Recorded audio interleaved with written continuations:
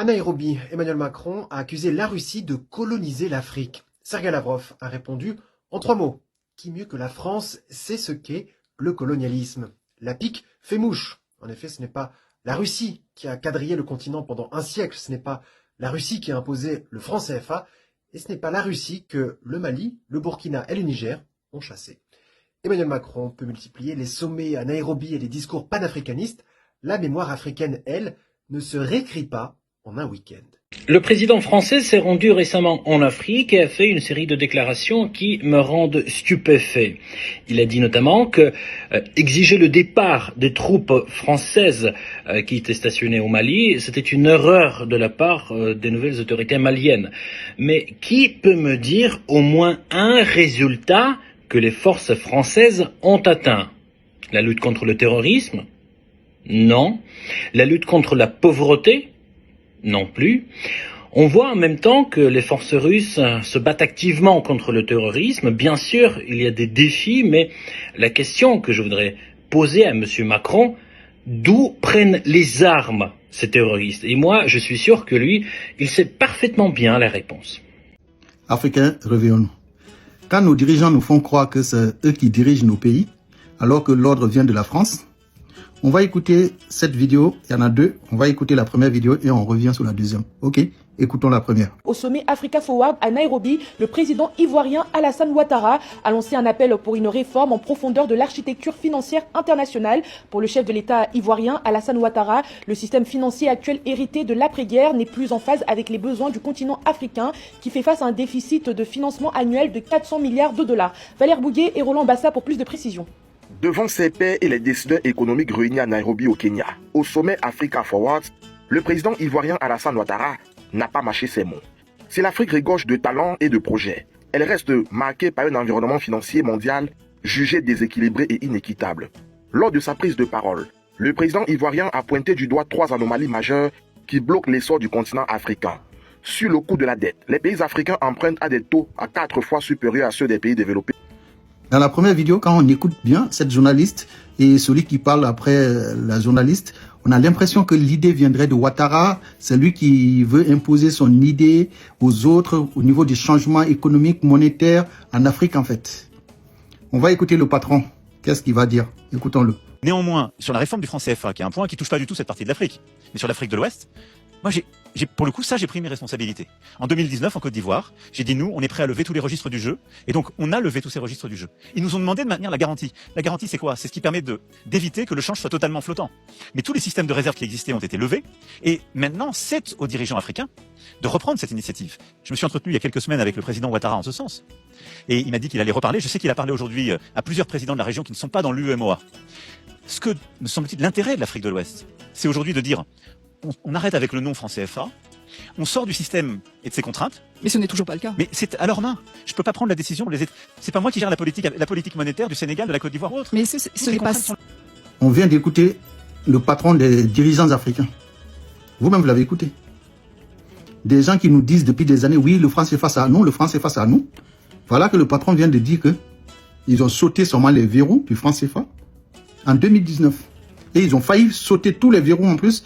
Mais comme nos présidents, c'est des incompétents, ils ont dit quoi? Non, il faut quand même maintenir la garantie. C'est pas moi qui l'ai dit, hein, c'est Macron qui l'a dit, votre patron. Et même la première vidéo, quand ils disent que Ouattara a parlé du système économique, ce n'est même pas l'idée de Ouattara. Macron vient de dire, je me suis entretenu avec le président Ouattara il y a quelques semaines à ce sujet. Et je sais qu'il doit en parler. Et il en a en parlé. C'est clair et net, c'est lui qui l'a dit. Donc, il a demandé à ses présidents encore de prendre leurs responsabilités. Mais comme nos dirigeants, c'est des incompétents qui ne peuvent même pas prendre leurs responsabilités, il faut toujours quelqu'un pour les tenir la main. C'est pour ça, des fois, Macron nous parle d'une manière enfantin. Parce que quand vous vous comportez comme des enfants, on vous prend comme des enfants. C'est la preuve qui est là. Réveillons-nous. Ok, à bon entendeur, salut. Sans l'Afrique, la France deviendrait un pays du tiers-monde. Le président français François Mitterrand l'avait reconnu. Alors pose-toi une question. Que serait prêt à faire le gouvernement français pour empêcher ça? Le 25 avril, des attaques terroristes ont secoué le Mali. Au même moment, des tirs ont frappé l'aéroport de Bamako et plusieurs bases militaires dans tout le pays. Plusieurs villes, plusieurs attaques. Un kamikaze a foncé avec un véhicule dans la maison du ministre malien de la Défense, le général Sadio Camara. Sa femme et 2 de ses petits-enfants ont été tués. Camara, lui, il a survécu à l'explosion et il a continué à se battre. Il est mort plus tard à l'hôpital à cause de ses blessures. Il n'a pas fui. Sadio Camara, souviens-toi de son nom. Maintenant, pose-toi la question que les médias mainstream évitent. Ces armes-là, aucune n'a été fabriquée en Afrique. Des armes de dernier cri, des drones, des 4x4, entre les mains de Touaregs, dans une région du Mali où les populations peinent à se nourrir. Certaines armes viennent du flot d'armes libyennes qui ont traversé le Sahara, après l'intervention de l'OTAN menée par le gouvernement de Nicolas Sarkozy contre Kadhafi en 2011. Le gouvernement français n'a pas seulement déstabilisé la Libye, il a ouvert la porte au chaos dans tout le Sahel. Et voilà pourquoi c'est important. 70% de l'électricité française vient du nucléaire, et le Niger fournit environ 15% de l'uranium utilisé par la France. Depuis les années 70, la France extrait cet uranium. Pendant que les villes françaises étaient alimentées, plus de 85% des Nigériens n'avaient même pas d'électricité.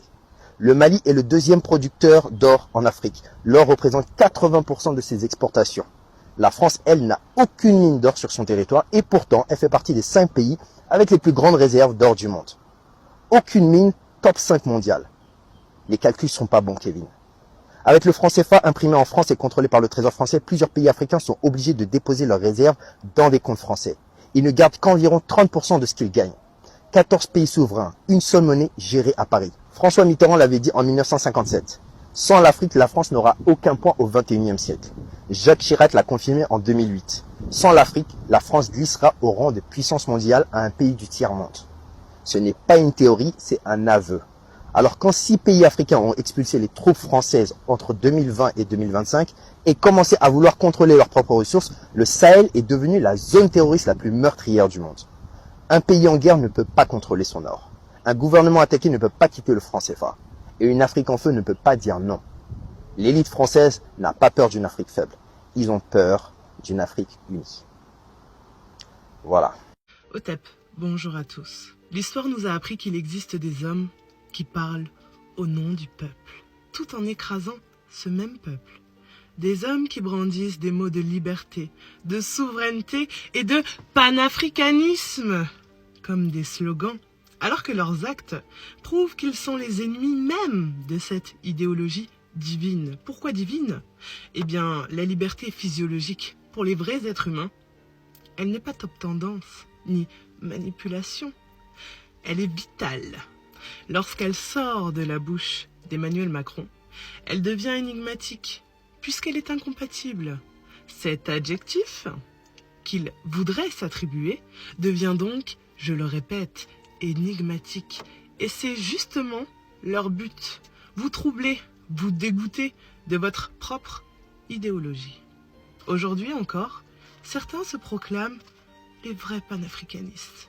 Pendant qu'ils emprisonnent leurs opposants, réduisent au silence les voix libres, telles que Kémy Séba, Marcus Garvey, Cheikh Anta Diop, Thomas Sankara, Patrice Lumumba, Kwame Nkrumah, Ibrahim Traoré. Et la liste est encore longue. Nous avons Julius Malema, Nathalie Yamb. Je vous laisserai ajouter ce que j'ai oublié de nommer. Ils enferment ceux qui osent réclamer la dignité, la justice et la souveraineté des peuples africains. Mais depuis quand le panafricanisme signifie-t-il la peur? Depuis quand l'amour de l'Afrique signifie-t-il la prison pour ceux qui pensent autrement?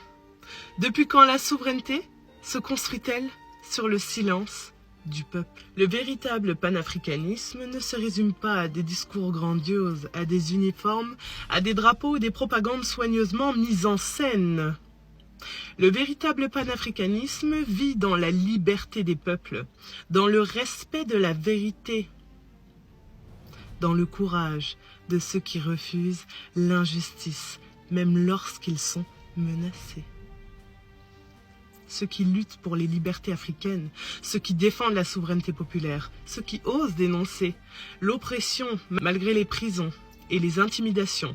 Voilà les véritables héritiers des combats africains. Un dirigeant qui craint son propre peuple n'est pas un libérateur. Un pouvoir qui emprisonne la conscience n'est pas un pouvoir souverain.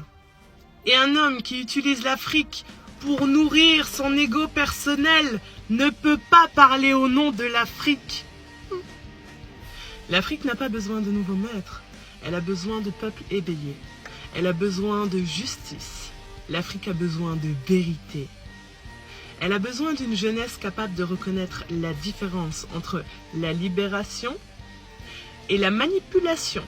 Ici, pardonnez-moi du mauvais doigt, ça doit être un lapsus révélateur, mon corps a parlé pour moi. Et je terminerai là-dessus. Car le plus grand danger pour un peuple n'est pas seulement la tyrannie. C'est lorsque la tyrannie commence à porter le masque de la libération. Élevons nos consciences et refusons les faux discours. C'est tout. Nous sommes la source première de toute existence humaine. Et le bâtard de PD, je comprends, quand tu couches avec un vieillard qui dit qu'il est femme, ça vous amène à mélanger un peu son esprit à 1235. Merci infiniment. Oui, depuis qu'il avait 12 ans, il a commencé à coucher avec un homme. Alors, vous voyez que à faire des diplômes, toujours je vous dis, laissez à faire des diplômes là. Vous voyez le résultat qui est là. Ça, c'est le président d'un pays qui est considéré comme quoi la même puissance nucléaire, puissance économique. Et qui dit que l'Afrique est un jeune continent. Alors, quel est le baromètre? Quelle est la base qui lui permet de dire que l'Afrique est un jeune continent? Ah, les indépendances. Donc, l'Afrique est née à partir des indépendances. Nous sommes africains, donc le continent africain est devenu continent africain à partir des indépendances. Et Allah. C'est à cause d'un idiot comme ça, Ouattara, le vieillard, il va se pervertir devant un être maléfique et satanique comme Macron.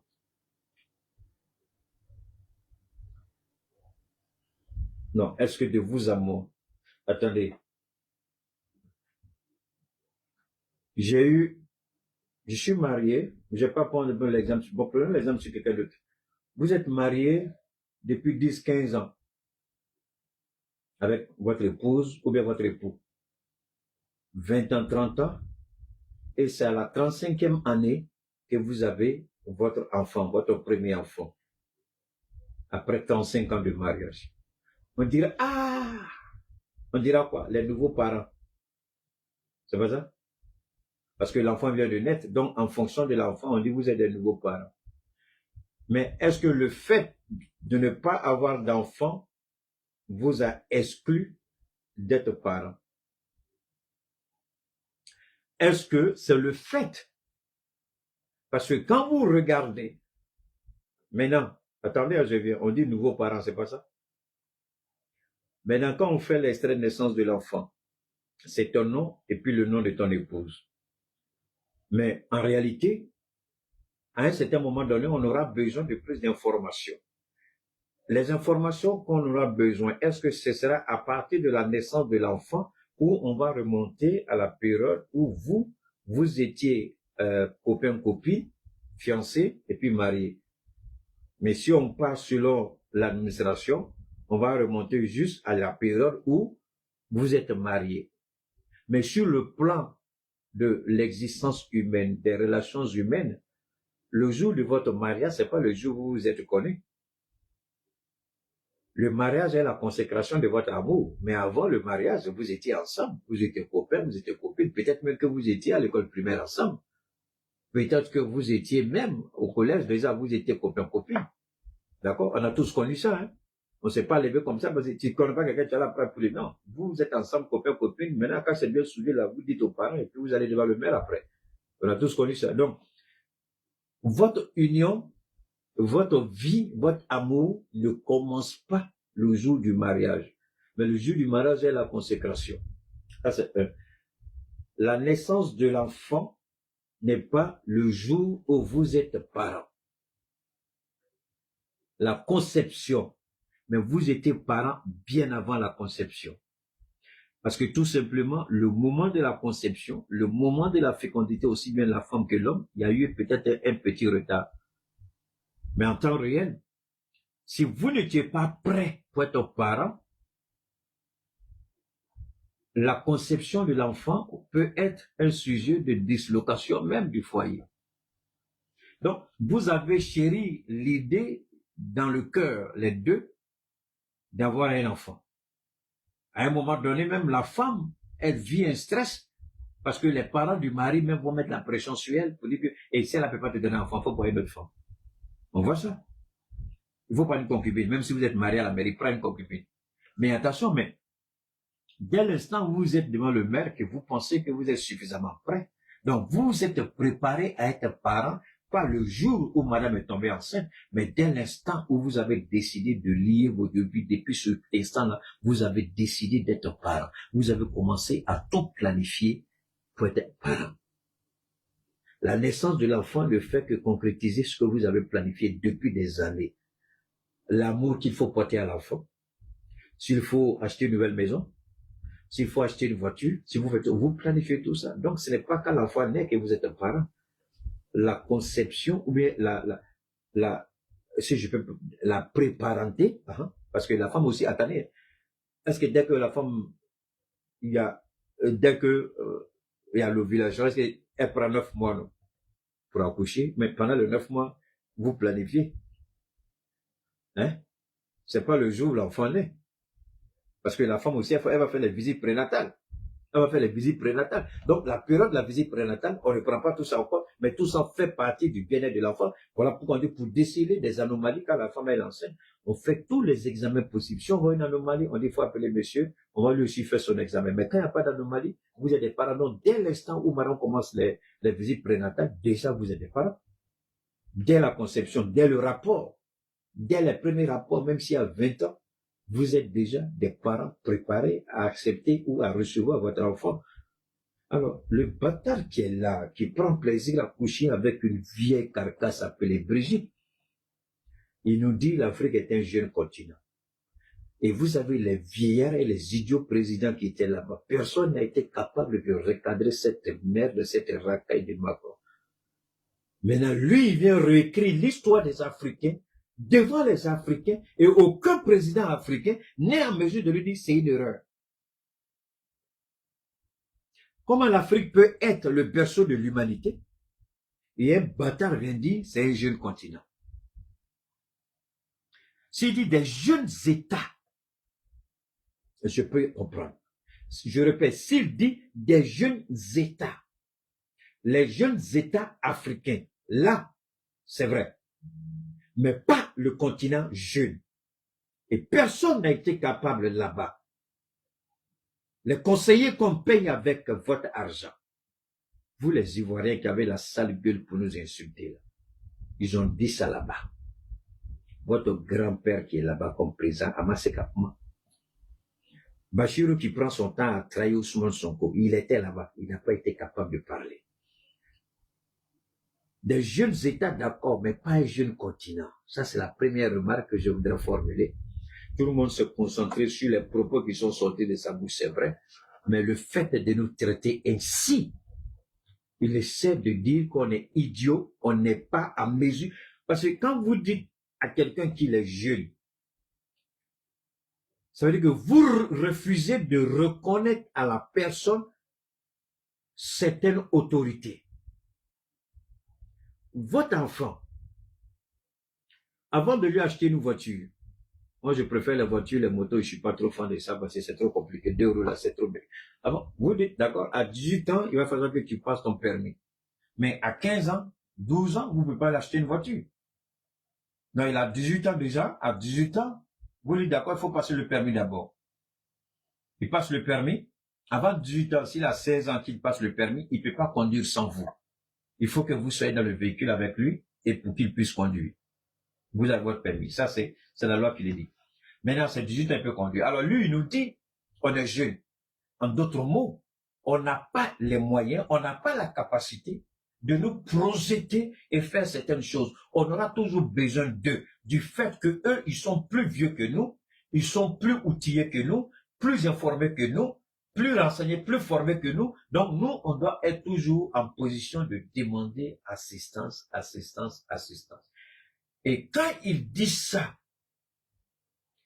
c'est pourquoi je dis, je me plains souvent de nos télévisions nationales. Ça, c'est une perche que Macron leur tend. Mais vous n'avez même pas vu un débat sur ça. La simple chose, la simple notion de dire que nous sommes un continent jeune, pour moi, c'est un sujet de dissertation. Je peux le développer toute une journée. Et là, je ne parle même pas de ce qu'il va dire de l'AIS après. Le fait même de dire seulement qu'on est jeune, je peux faire une dissertation toute la journée, sans même terminer ce que j'ai à dire. Mais c'est une insulte, continent jeune. C'est une insulte. On est petit, on ne connaît pas. Il faut qu'on nous tienne par la main. Et quand on dit qu'il y a cette, comment vous dites ça? Comment vous dites ça? Paternalisme, ça? Alors, vous voyez, les vieilles habitudes, comme je l'ai dit en début d'émission, les vieilles habitudes ont la peau dure. Les vieilles habitudes ont la peau dure. L'arrogance et la bêtise humaine sont encore ancrés à cette merde, cette canaille, ce bâtard de PD appelé Emmanuel Macron. C'est pourquoi il dit on est jeune. Mais quand il dit jeune, c'est ce qu'on appelle en français une figure de style. C'est l'euphémisme. Au lieu de dire c'est des imbéciles, c'est des idiots, ils savent rien. Non, il utilise cette expression imagée, jeune. Parce qu'il veut tellement nous insulter.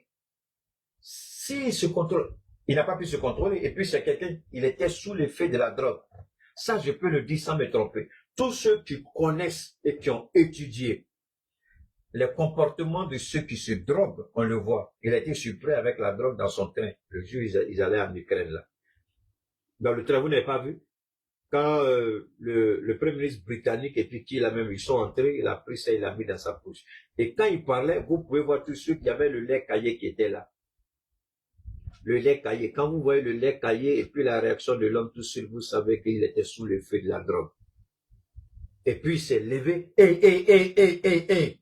Comme un président, hôte d'un pays, se lève, prend le micro, il y avait un maître de cérémonie qui devait gérer. Et lui, il se lève, il prend le micro. Si tu n'es pas sous le feu de la drogue, tu ne peux jamais faire ça. Jamais. Si tu as les idées claires, tu comprendras que tu es un président, tu représentes un pays, tu représentes une nation, tu représentes un peuple. Donc, il y a une façon de faire que tu ne dois pas faire. Même si tu n'es pas d'accord, tu restes à ton petit coin.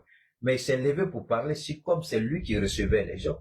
Et là, tout de suite, tu sais qu'il était sous l'effet de la drogue. Ce bâtard-là se drogue, hein. Si vous pensez que je m'amuse, là, ça va me tirer d'abord. Parce que Trump, le fils de Trump, non pas Trump, Joe Biden, son fils, a entré la drogue à la Maison Blanche. Vous êtes au courant de ça. Lui aussi a fait de drogue à Kumawila, mais ils ont fait tout pour étouffer. C'est un gars qui se drogue et de façon exagérée. Alors, donc, il dit, l'Afrique est un continent jeune. Maintenant, je peux enseigner à la Sorbonne, je peux vous enseigner au moins l'histoire de l'Afrique sans regarder un document. L'Afrique n'est pas un continent jeune, il y a des États jeunes en Afrique. Voilà le bon français, le correct français. L'Afrique a des États jeunes, mais l'Afrique n'est pas un continent jeune, puisque l'Afrique est le berceau de l'humanité. Le berceau de l'humanité ne saurait être un continent jeune. C'est bon? On peut continuer? Ok, d'accord. Ça, c'était la première chose que je vais d'abord mettre au point avec ce petit bâtard, le président appelé Macron. On continue. Extraordinaire. C'est celui qui a la plus grosse croissance au monde. Il a fait l'année dernière une croissance légèrement supérieure à celle de l'Asie du Sud-Est. Alors, maintenant, il est en train de faire quoi? Il est en train de manipuler les chefs d'État africains. Quand tu dis l'Afrique a la plus grande croissance, j'ai une famille, j'ai beaucoup d'enfants. Je me dis, et la famille des Keïta, ils sont riches d'elle. Mais c'est pas tous les enfants. C'est pas tous les enfants. Mais on le dit souvent peut-être pour me flatter. Mais ce n'est pas faux. Dans la famille, c'est tellement, j'ai des enfants qui sont riches, mais pas tous. Mais quand tu vas à une réunion, et puis tu parles ainsi. C'est une façon de dire aux Africains, vous avez besoin de la France. Et c'est ça qui est dangereux. Et moi, c'est pourquoi Diomaye Faye va jamais écouter Ousmane Sonko et je souhaite le même conseil que j'ai donné à Soro Guillaume.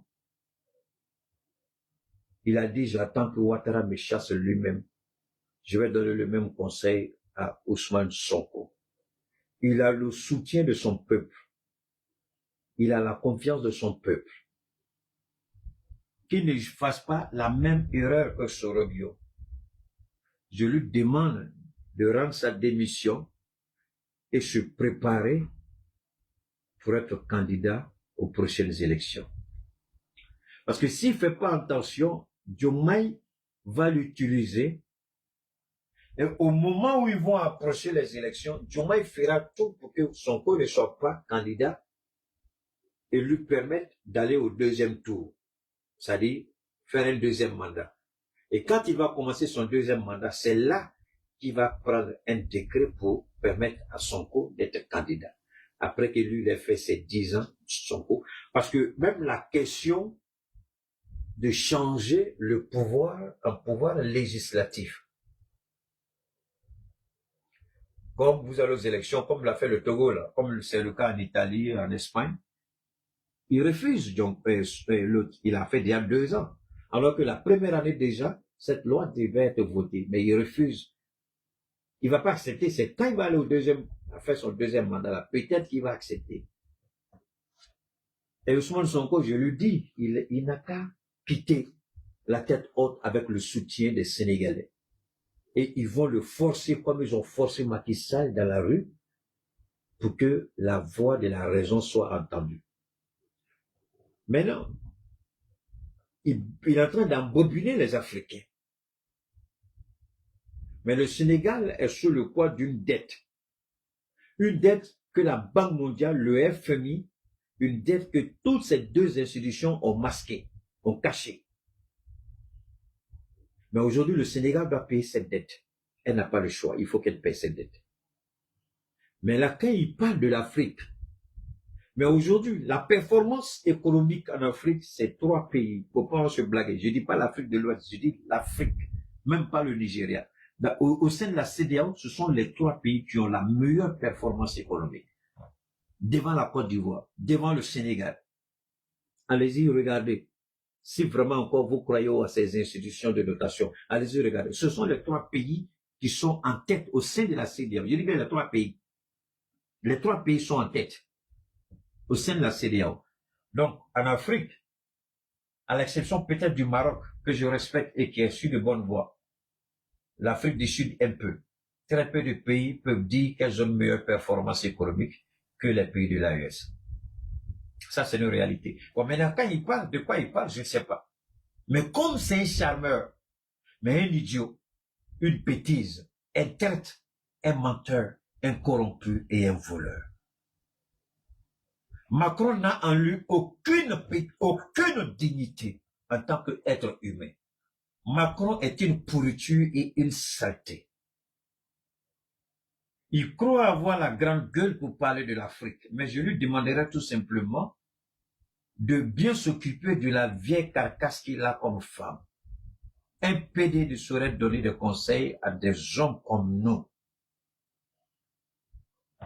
Dieu nous a dit de prendre 4. Beaucoup parmi nous ont déjà 2, 3, 4.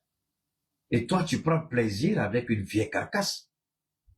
Et c'est toi qui crois que tu as la grande gueule. Parce que les jugements de valeur, là, c'est débat dans la tête d'abord.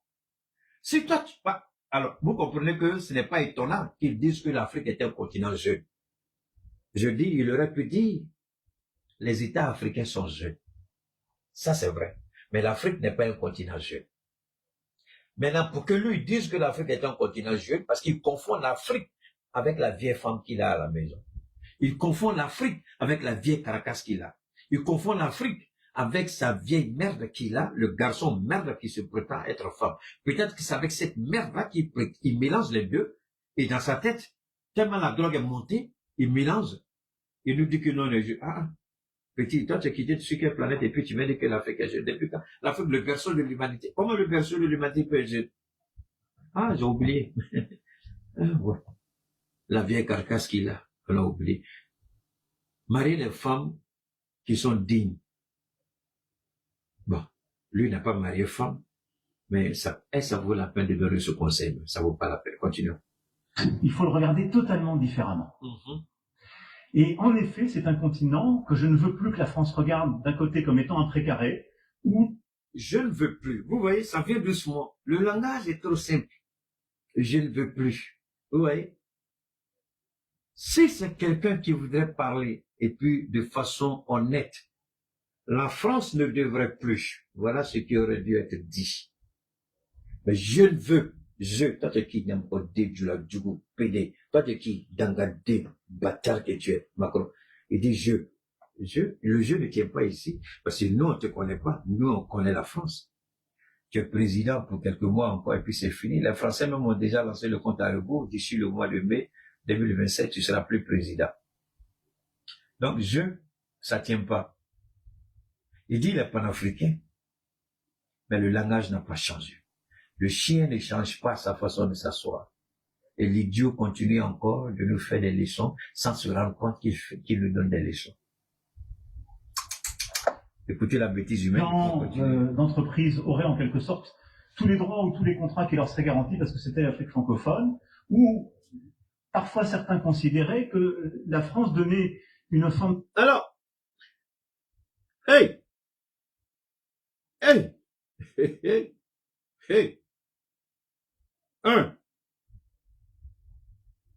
écoutez très bien.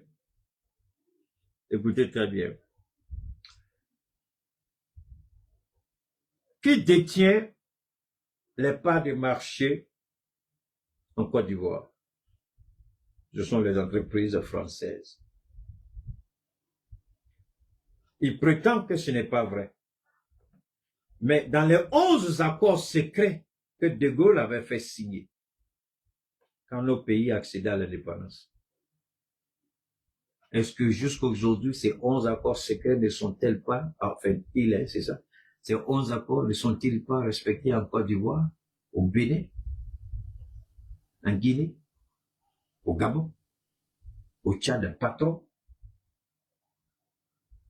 Est-ce que la double taxation, ça s'applique dans chacun de ces pays que j'ai cités? Les seuls pays qui appliquent la double taxation, c'est le Mali, le Niger et le Burkina.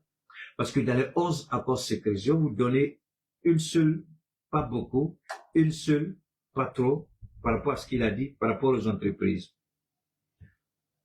En Afrique, dans les accords secrets, on dit là où les entreprises françaises sont domiciliées, c'est là-bas qu'elles doivent payer leurs taxes. Écoutez très bien. Dans les 11 accords secrets, on dit là où les entreprises françaises sont domiciliées, c'est-à-dire là où se trouve leur compte d'opération, c'est là qu'elles doivent payer leurs taxes, c'est-à-dire en France. Donc, la France ne payait pas, les entreprises françaises ne payaient pas de taxes, ni au Mali, ni au Burkina, ni au Niger. Pas de taxes. Alors, c'est nous qui avons demandé que désormais toute entreprise française opérant chez nous doit payer des taxes. C'est avec le président militaire. En Côte d'Ivoire, ce n'est pas le cas. Les taxes des entreprises françaises domiciliées à Paris se payent en France. Et vous savez, quand on a pris cette décision, le bâtard a beaucoup parlé, le Djoulajou Nyamokodé. Toi, tu couches avec garçon, une vieille pourriture appelée Brigitte. Jean-Michel Trudeau, devenu Brigitte Macron, il Nyamokodé. Pourquoi on a eu des problèmes avec lui? Ici même, tu ne peux plus avoir visa. Même nos hommes politiques, même nos responsables, visa, on ne donne plus. La haine. Donc, venez dire qu'il n'y a pas de précarité, c'est des bêtises, c'est des mensonges. Tout à l'heure, je vous ai dit, le fameux Français qui a été arrêté au Mali, l'agent de la DGSE au Mali, au Burkina, il y a eu des agents arrêtés. Pourquoi il envoie ces gens-là pour nous déstabiliser? Et le financement du terrorisme, là, la vérité commence à sortir. Hein. Il y a un de nos compatriotes qui était détenu par les terroristes comme otage. Pendant les attaques du 25 avril, là où le ministre Sadio, qui repose en paix, a perdu sa vie avec sa femme, ses enfants, et puis certains de nos compatriotes qui sont morts ce jour sur l'ensemble du territoire. Mais quand le monsieur, je sais, on dirait qu'il a été secoué, il a dit quoi? Il a dit, pendant qu'il était en détention, en captivité, comme étage entre les mains des terroristes, il entendait deux noms. Le nom de Mahmoud Dicko, le nom de Oumar Mariko. Et comment la France planifiait de rendre la vie misérable au Mali, au Burkina et au Niger. Je n'ai pas fini. Rappelez-vous, quand je suis sorti la première fois pour parler de cette attaque, Dieu merci, c'est un ancien otage qui a donné les informations. Mais ce jour-là, personne n'a cru à ce que j'ai dit, à l'exception de vous qui venez me suivre. J'ai dit ce jour, le Front Polisario était dedans. Le monsieur otage, il a cité. Il dit, il y a le nom de... J'ai dit, les rebelles tchadiens sont dedans. Il a cité ça. J'ai dit, les Algériens, les rebelles algériens sont dedans. Donc, vous voyez, les Mauritaniens, tout ce que j'avais cité ce jour, sans aucune forme de comment vous appelez ça? De source, ou d'informateur, ou de connexion, mais toutes les informations que j'ai données à partir des analyses que j'ai faites, aujourd'hui, tout est en train d'être vérifié. Aujourd'hui, ils sont en train de tout confirmer, tout ce que je vous ai dit. Retournez aller écouter tout ce que j'ai dit ce jour-là. Le Front Polisario, les rebelles tchadiens, les Algériens, les Mauritaniens, et puis la procédure, comment ça se fait? Le gars, il est sorti, il est en train de parler, c'est comme si j'ai pas dit, mais est-ce que ce gars-là m'a écouté? Et puis il est en train de parler. Tout ce qu'il est en train de dire, c'est ce que j'ai dit. Mais c'est Macron qui est à l'origine de tout ça. Et cette planification, et le renseignement russe, le FSB a établi sans ambiguïté l'implication directe de la France dans les attaques du 25. Il y a des légionnaires qui ont été tués. Je ne dis même pas tués, qui ont été exécutés. Leur corps, on n'a pas envie de vous montrer certaines images. Il y a des légionnaires français qui ont été exécutés. Alors, c'est ce qui explique. Parce que Macron, en allant au Kenya, il s'est précipité comme quelqu'un qui a la folie, qui a la bougeotte. Il parlait, oui, il y a beaucoup par rapport. C'est comme quelqu'un qui se reprochait quelque chose. Mais en réalité, il croyait qu'en faisant ça, il peut étouffer ce que nous sommes en train de dire. Mais ce que Macron n'a pas compris, il peut recruter toutes les prostituées qui se disent influenceuses, tous les petits bâtards pédés qui se disent influenceurs en Côte d'Ivoire et dans d'autres pays.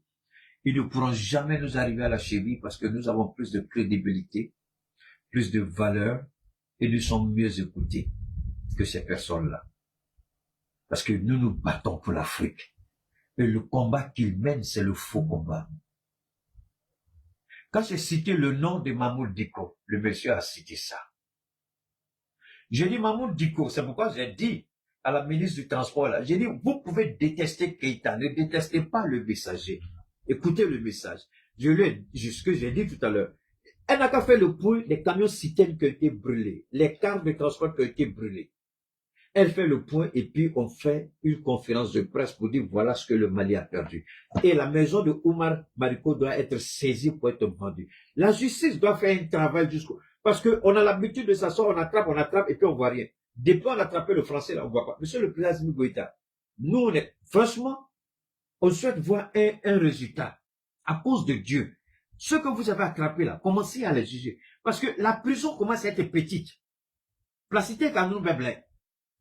Et ceux-là, que Dieu nous en préserve, leur objectif était d'attaquer la prison, comme l'a dit Bourou. Mais, quand on attaque là, et puis ceux qui sont là-bas, là, il y a on m'a jugé. Qu'est-ce qu'ils font là-bas? Moi, je ne sais pas.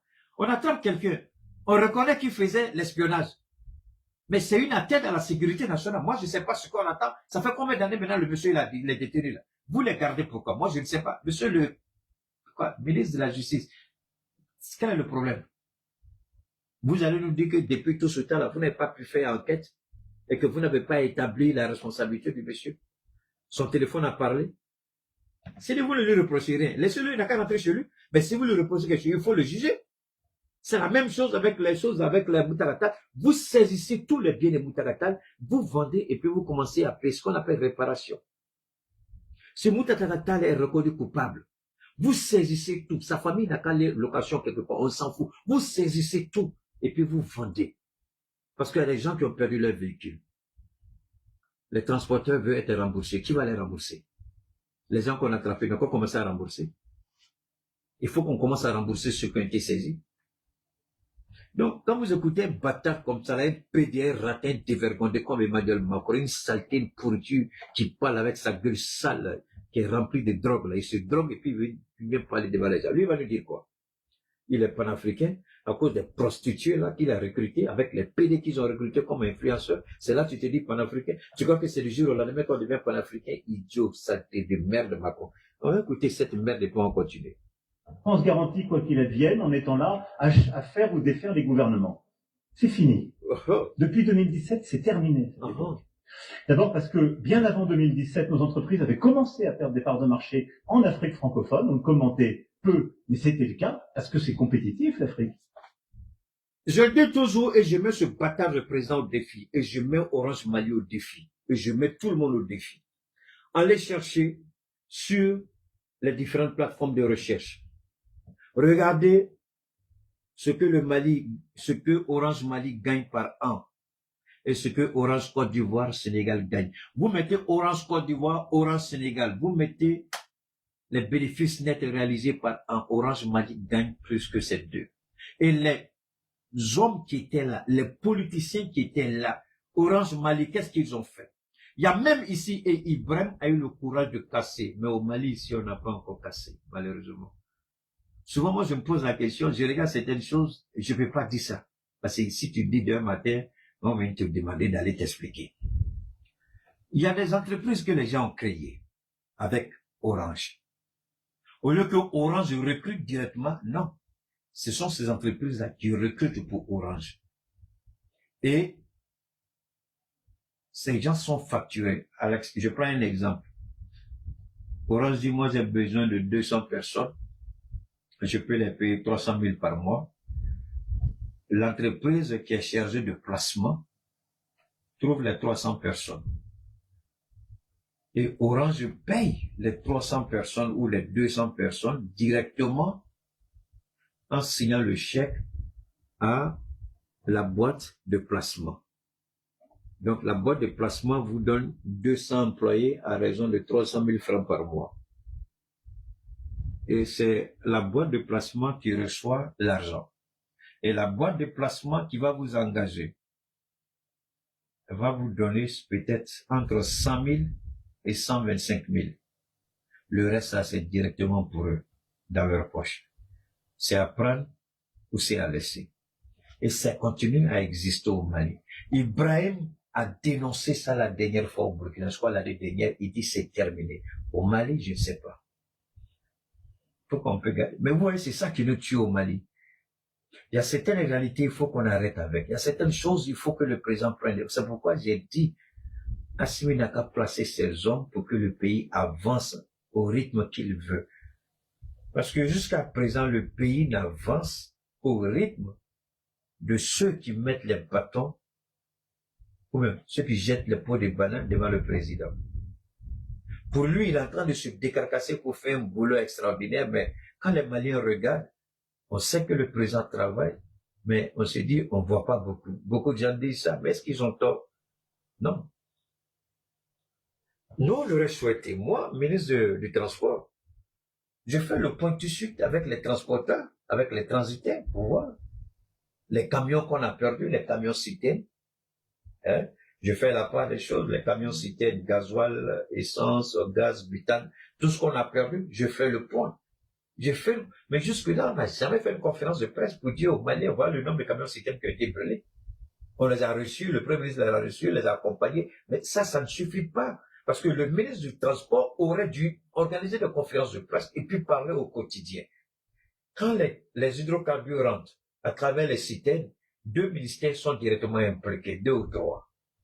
Mais pourquoi ils ne viennent pas nous faire le point? Souvent, vous voyez, ce sont nos jeunes activistes qui sont au bord de la route avec leur caméra téléphone et puis qui vous montrent les images des camions citernes qui rentrent. Vous voyez? Alors, on dit, avec ça, on dit, il y a guerre, intoxication d'informations, manipulation, mais la nature, quand on dit la nature a horreur du vide, est-ce que vous savez ce que ça signifie? Mais vous laissez le vide, votre ennemi, il va remplir pour vous. il va faire passer son message. Pour qu'on arrive à suspendre ou à interdire ces médias, bon, on a interdit. Il y a un vide qui est là, c'est pas ça? On va pas combler le vide. Hein. Ça veut dire que moi, j'aurais souhaité voir, par exemple, le ministre de la Communication. Si on suspend ces trucs-là, quels sont les programmes alternatifs qu'on met en place pour contrer la désinformation? Parce que l'homme là, il veut toujours savoir. Si vous ne parlez pas, il va aller sur Internet. Ils ne sont pas interdits sur Internet. On va les retirer des bouquets. Pour ceux qui, attends, combien de personnes ont bouquet de telle ou telle chose? On les retire des bouquets, mais sur Internet, là, ils sont là-bas. Donc vous avez fait quoi? Vous n'avez rien fait. Ils sont en direct sur Internet, sur YouTube. Tout le monde va regarder. Là-bas, ils ne sont pas bloqués. Ils sont dessus. Donc vous avez fait quoi? Vous n'avez rien fait. Donc souvent, quand je vois les gens, ah, on a interdit France 24, TV5, moi, je lui ai dit, mais attendez. Moi, j'ai pas de bouquets chez moi, mais je suis en train de regarder France 24 en direct sur YouTube. Tout le monde regarde TV5 en direct sur YouTube. Tout le monde, toutes ces chaînes de télévision qui ont été interdites là, ça sert à quoi? Puisqu'on va les retrouver sur YouTube. Ça sert à quoi? Est-ce que même un enfant dans YouTube, il va regarder France 24? Ils sont là-bas. Moi, je dis, la question n'est pas de les suspendre, parce que vous les suspendez, ils ont déjà un moyen de rechange. Vous voyez, on les suspend les bouquets, mais ils sont quand même toujours là chez nous. On veut pas, ils sont là. Maintenant, qu'est-ce qu'on fait? Eux, ils ont compris.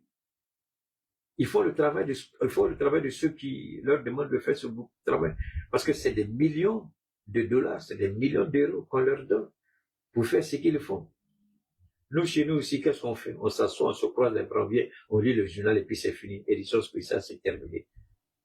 Quand je dis qu'on a un sérieux problème, moi je dis pour moi, j'ai pris Dieu qu'on nous écoute. Parce que si on ne nous écoute pas là, et que les gens, ils vont toujours passer leur truc, ils vont toujours désinformer. Donc finalement, vous avez fait quoi? Vous les avez suspendus sur le bouquet, mais combien de personnes ont bouquet? Mais tout le monde a Internet. Mais c'est là qu'il faut être intelligent. Tout le monde a un téléphone. Tout le monde a une connexion Internet. Vous rentrez dans un quartier, vous allez trouver peut-être que c'est 2 personnes qui ont un bouquet. Un bouquet là, mais ça peut le sport, ils ont ça. Donc, quand vous suspendez là, des bouquets là, vous avez fait quoi? Vous n'avez rien fait. Zéro, fou. Puisqu'ils sont là, en direct, sur YouTube. On va les regarder encore sur YouTube. Donc finalement, vous avez fait quoi? Vous n'avez rien fait. Et je dis, je le répète, moi j'aime la concurrence. Moi j'aime la contradiction.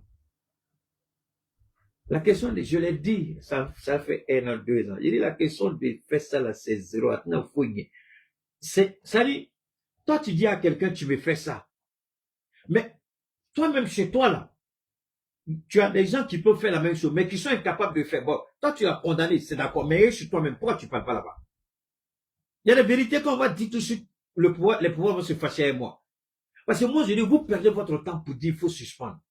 Vous avez des télévisions, c'est là-bas, qui devait être le palabre même de l'AES. Notre palabre, là, ce n'est pas la suspension des salles. On a qu'à faire d'abord palabre chez nous-mêmes. Nos télévisions servent à quoi? Eux, ils ont mis des programmes en place pour nous dénigrer. Mais chez nous, ils ont mis quoi en place? Zéro fouille. Oui, on passe. Bon, maintenant, vous avez supprimé là. Ils sont sur YouTube. Ils sont sur Facebook. On fait comment? Les gens vont sur YouTube et puis vont télécharger souvent mes patates sur leur page WhatsApp. Ce que je dis, ça fait mal, les gens ne veulent pas entendre, mais c'est la vérité. Au lieu de dire, on veut pas de toi, on veut pas de toi. Pour moi, je trouve que les ministres les ministres de la communication ne sont pas à la hauteur. Sinon, leur palabre là, il y a longtemps, nos chaînes de télévision allaient changer. Tu as parlé trop, hein, tu as mal parlé. Juste titre. Et parce que je crois à un partenariat équilibré. Et donc, et moi, je vois un président maléfique et satanique qui parle comme ça. Ça, c'est ma nature. C'est comme ça que moi, je l'appelle. Mais comment comprendre que malgré ce que Macron a dit, ce sont les jeunes sur les réseaux, dans des pays éloignés. Ce sont les jeunes sur les réseaux, dans nos pays qui ont fait le combat. Je n'ai pas vu, à part le Burkina maintenant qui fait, mais même ce que le Burkina fait, pour moi, c'est bien, mais c'est pas suffisant. Mais chez nous même là, on est au fouille là. Et moi, je me pose la question, comment un ministre peut s'asseoir et puis regarder ça et puis il n'est pas gêné, quoi. Ça dit, moi, c'est ça qui me tue. Ça dit, je m'assois, je réfléchis jusqu'à je dis, mais c'est pas vrai. Monsieur le Président, est-ce que... Et moi, ça m'étonne.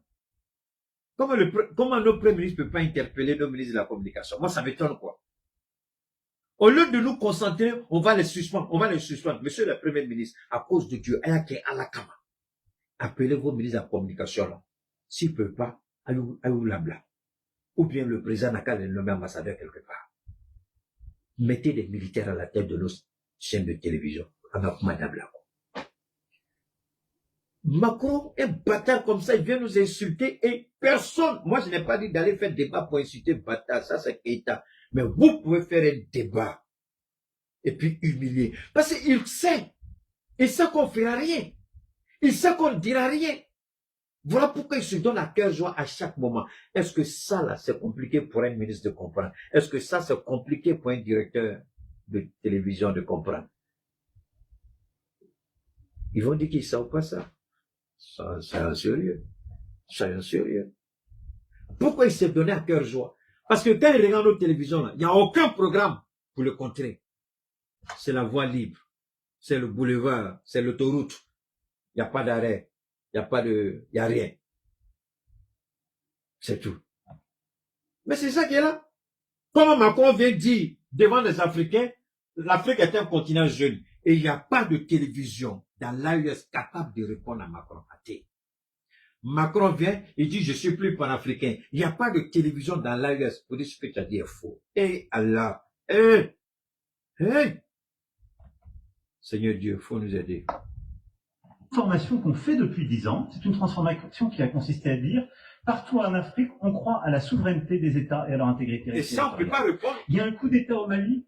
Vous ne voulez plus de la France parce que vous ne voulez plus vous battre contre le terrorisme. Bon. Vous voyez, on n'a pas vu. Je remercie Dieu, quand il s'agit de nos chaînes de télévision, nos ministres, Dieu attrape ma bouche pour ne pas que je parle. Je remercie Dieu. Parce que si je dois parler là, il faudrait que je n'ai plus fait direct encore. Parce que tu regardes ça là, et puis tu t'assois, tu dis c'est pas vrai. Mais ça. Ce que moi je vois dans nos télévisions, wallahi billahi, ça doit donner crise cardiaque à quelqu'un. Ça peut donner crise. Ça là même, tu t'assois, puis tu regardes, et puis tu meurs, quoi. Tu dis, mais c'est pas vrai. Quand lui a dit ça, et puis il n'y a rien. Moi je regarde, je dis, waouh. Waouh. C'est pourquoi j'ai dit à la jeune dame qui est venue, je sais pas si elle est genoux ou elle est pieds, il faut parler en Bambara, tu vois. C'est à cause de ça.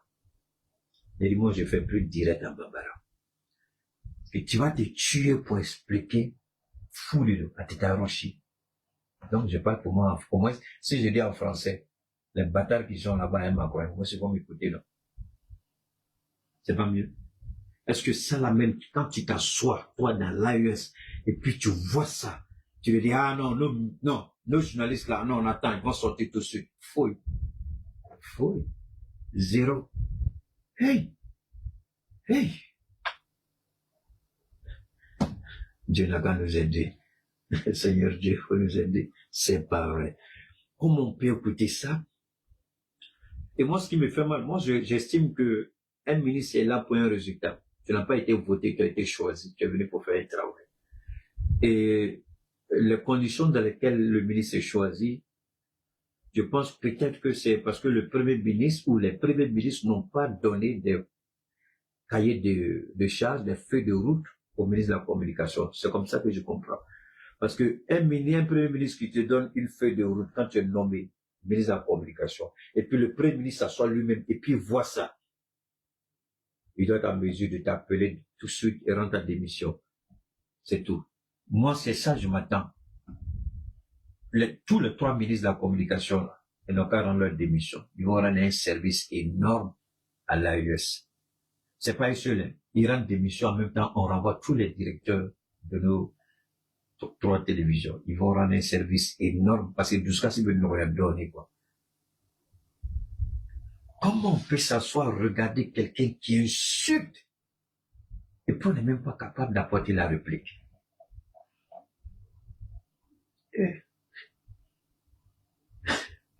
C'est comme ton enfant, tu mets à l'école, et puis tu vois des choses, il vient avec des notes, toi-même, c'est-à-dire que tu es tellement beau, tu as envie de le cogner. Parce que ça, là, quand moi je regarde ça, là, et puis je regarde la performance de notre télé, la seule chose qui me vient en tête, c'est-à-dire, je m'assois et puis je dis ce que j'ai envie de dire à chacun d'eux. Mais j'ai une famille. Je peux pas me permettre ça, c'est pas comme quelqu'un d'un petit inconscient qui n'a rien. Tu peux faire ça, mais quand tu as une famille, tu fais pas ce genre de choses. Parce que ça fait mal. Ça fait mal. Ça fait très mal. Ça fait très mal quand tu vois ça là. Les gens nous insultent. Ça, c'est une insulte. Ok, on va rapidement continuer. On va, comme on dit en bon français, no offense. Malheureusement, l'actualité montre que ce n'était sans doute pas la meilleure décision que les putschistes maliens avaient pris pour leur pays. Ok. Et je veux ici saluer la mémoire de nos soldats tombés. Bon, le petit bâtard de Macron, il n'y a dé, d'encadé, drogué, fils de pute Macron. Maintenant, il faut écouter ce que je vais te dire, bâtard que tu es. Toi qui prends plaisir à coucher avec une vieille carcasse appelée Brigitte Macron, qui en réalité c'est Jean-Michel Trudeau. Un homme avec qui tu n'as aucune dignité, un pervers comme toi, un dégénéré comme toi, une saleté de merde comme toi. On a pris le pouvoir et c'est le peuple qui a accordé sa légitimité au président Assimi Goïta. Chaque pays détermine la façon dont il veut que le pays soit géré. Et c'est le peuple qui décide. C'est pas le pouvoir qui décide pour le peuple, c'est le peuple qui décide de se donner le pouvoir qu'il veut. Peut-être le petit raté pervers, il passe son temps à se trémousser avec cette vieille caracasse appelée Brigitte Macron. Ça t'empêche de voir des idées claires et nettes. Il y a beaucoup de fils de drogue et bâtard que tu es, Emmanuel Macron. On a fait coup d'état bien et on assume. Et on est fiers. Ce qui nous est arrivé, tu es content, mais on a commencé à attraper les gens. Alors comme c'est pas nous, notre volonté qui sera faite, on laisse la justice travailler. Sinon, il y a longtemps. Si c'est notre volonté, Emmanuel Macron, tous ceux qui seront reconnus comme complices des terroristes qui ont entraîné la mort de Maliens et de notre ministre Sadio, tous doivent passer la corde. C'est-à-dire, on va pendre tout le monde. Tous ceux qu'on va arrêter, on va les pendre. Mais c'est pas notre volonté, c'est la volonté de la Constitution, c'est-à-dire la voix du peuple. Maintenant, tu ne peux pas. Voilà un président qui dit, ce n'est pas à nous. Vous voyez la contradiction, c'est ça qui me fait mal quand je regarde nos chaînes de télévision en Afrique, surtout dans le Sahel. À peine 2 minutes 10 secondes, plein de contradictions dans ce qu'il a dit. À peine 2 minutes et 10 secondes, plein de contradictions dans ce qu'il a dit. Il dit, depuis 2017, on a décidé, on veut traiter tout le monde, et puis du coup, tu t'invites et tu traites les autorités d'un pays de putschistes. Ils ont fait un coup d'État. Mais le Gabon, dont tu as reçu le président à l'Élysée, il a fait un coup d'État. Mais parce que le coup d'État du Gabon était sponsorisé, cautionné par la France. Au Tchad, il y a eu un coup d'État. Et le coup d'État du Tchad était soutenu, sponsorisé par la France. Donc, tu ne peux pas ici nous enseigner ce qu'on appelle la gestion du pouvoir. En Côte d'Ivoire, voilà un vieux président avec ta sale gueule de drogué là. Quand Ouattara faisait le 3e mandat, tu as dit, toi, avec ta sale gueule de drogué, qu'il a été contraint. C'est ce que tu as dit.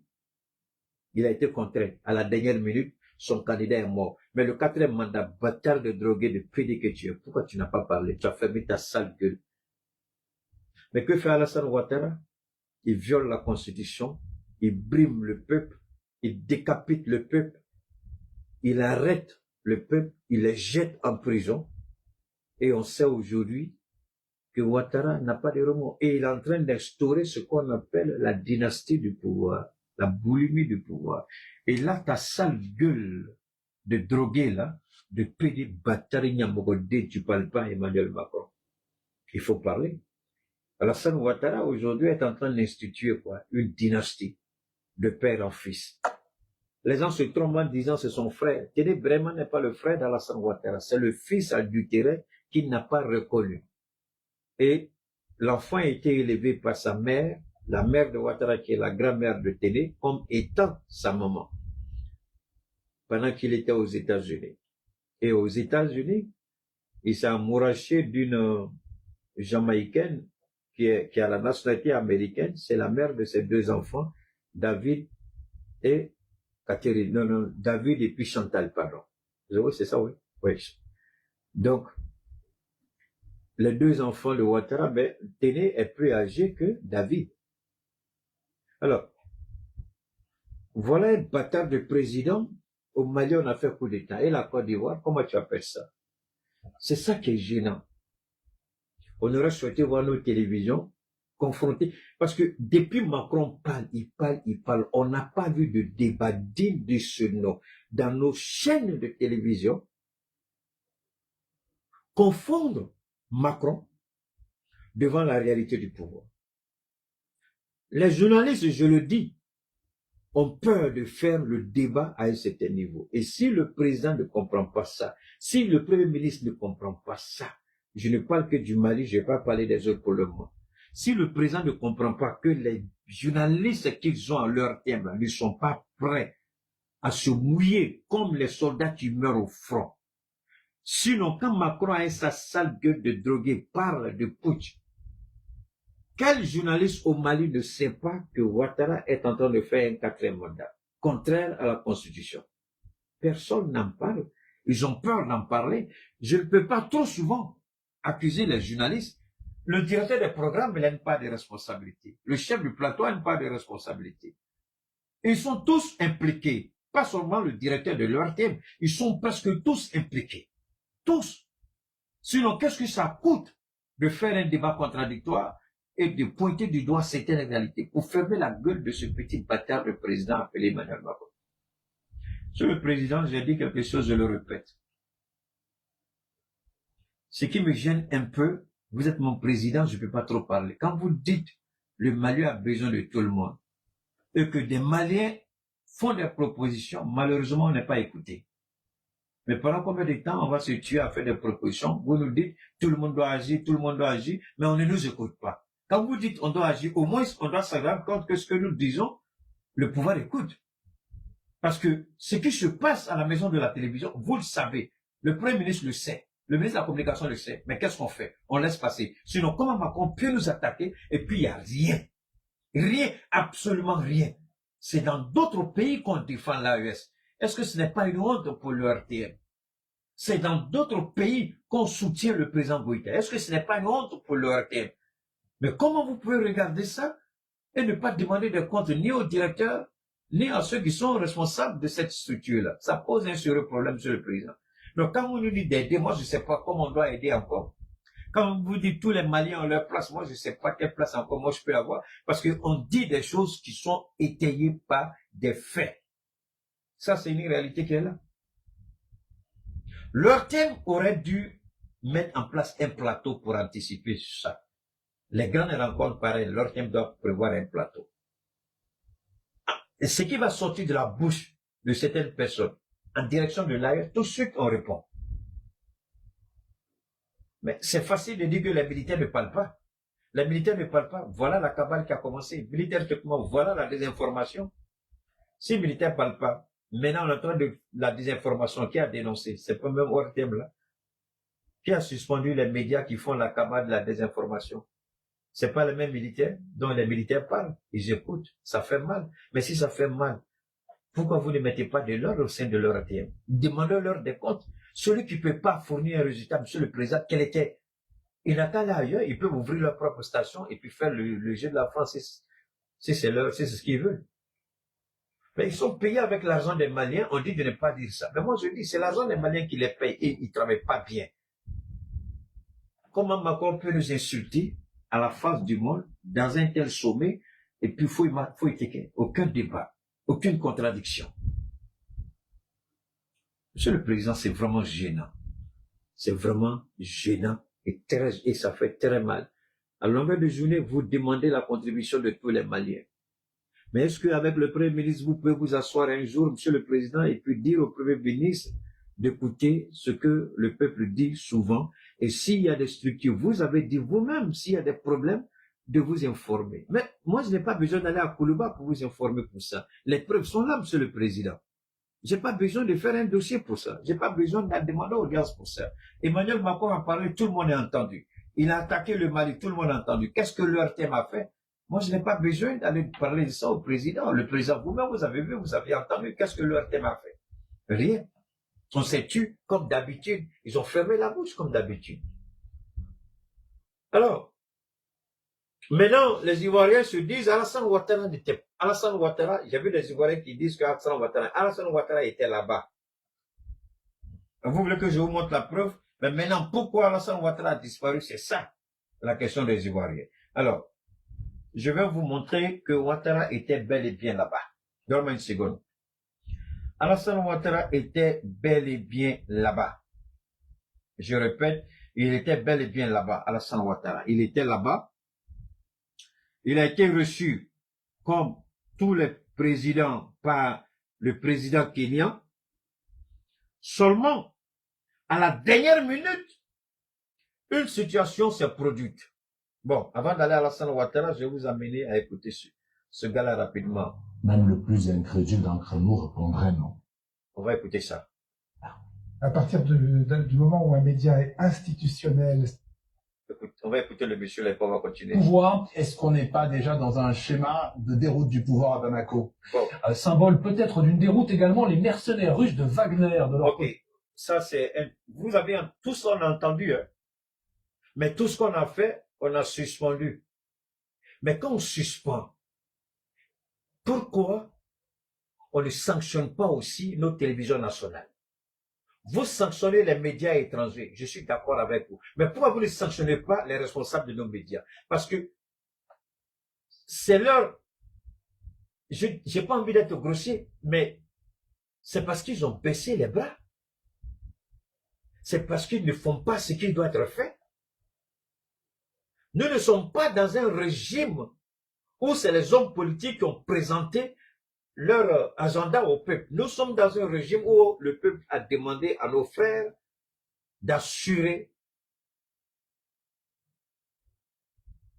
la présidence de nos États.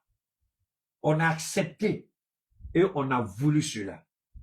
On n'est pas allé aux urnes, on a fait un choix et on vous a accordé le temps qu'il faut pour que vous puissiez appliquer le programme que nous avons présenté à travers les différentes rencontres qui ont été organisées. Il y a un plan qui a été présenté, le peuple, à travers, je sais pas, il y a des...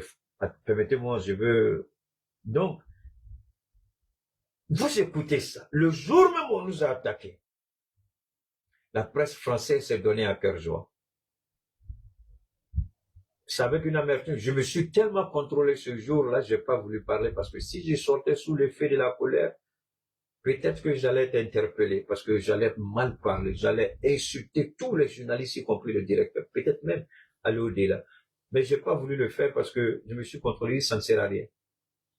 Vous ne pouvez pas continuer à suivre ça. On reconnaît que les gens, mais attendez, vous croyez que le fait d'avoir chassé la France, les gens vont nous laisser tranquilles? Ils vont rien dire? Ils vont baisser les bras? Non. Non. Non. Le fait de chasser leurs médias, eux, ils s'en fichent. Ils vont continuer à parler. Puisque même si vous interdisez chez nous, moi, si on m'avait posé la question, il faut interdire, je vais dire oui. Maintenant, je vais dire avant d'interdire, est-ce qu'on a un relais?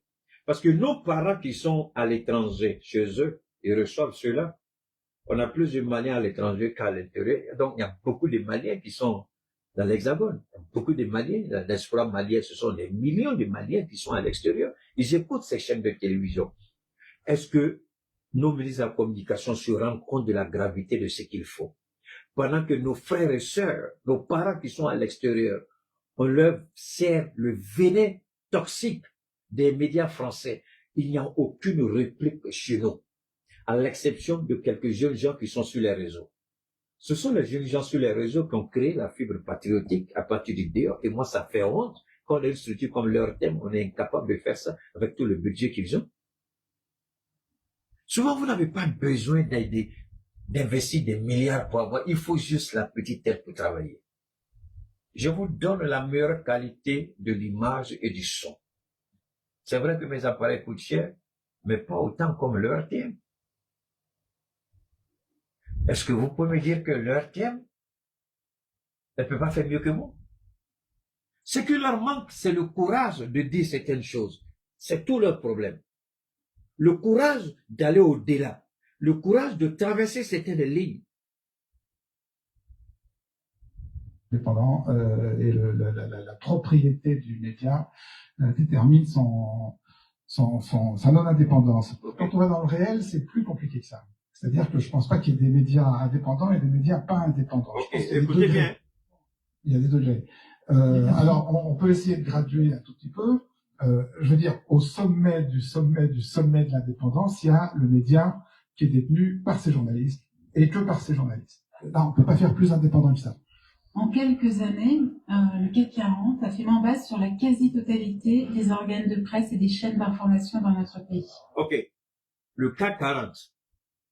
Est-ce que vous pouvez me dire que comment un directeur d'une station de télévision nationale n'est pas au courant de ce qui se passe à l'extérieur et que les détenteurs, les actionnaires principaux sont ceux qui vont imposer leur ligne éditoriale? Est-ce que vous allez me dire qu'un directeur d'une télévision nationale ne sait pas ça? Mais s'il ne sait pas, comment se fait-il qu'il est directeur de la télévision? Il y a des informations aussi simples. Si un directeur de télévision il n'a pas sa place à être directeur. Aucun journaliste ne peut me dire qu'il n'est pas au courant de ce que je suis en train de vous donner. Ça fait des années que moi je suis au courant de ça. C'est des choses qu'on sait. Parce que le journalisme aussi, ce sont des recherches. On ne s'assoit pas, quelqu'un va rédiger, venir te donner, tu te lèves, puis tu vas chez toi, et puis on te pète à la fin du mois.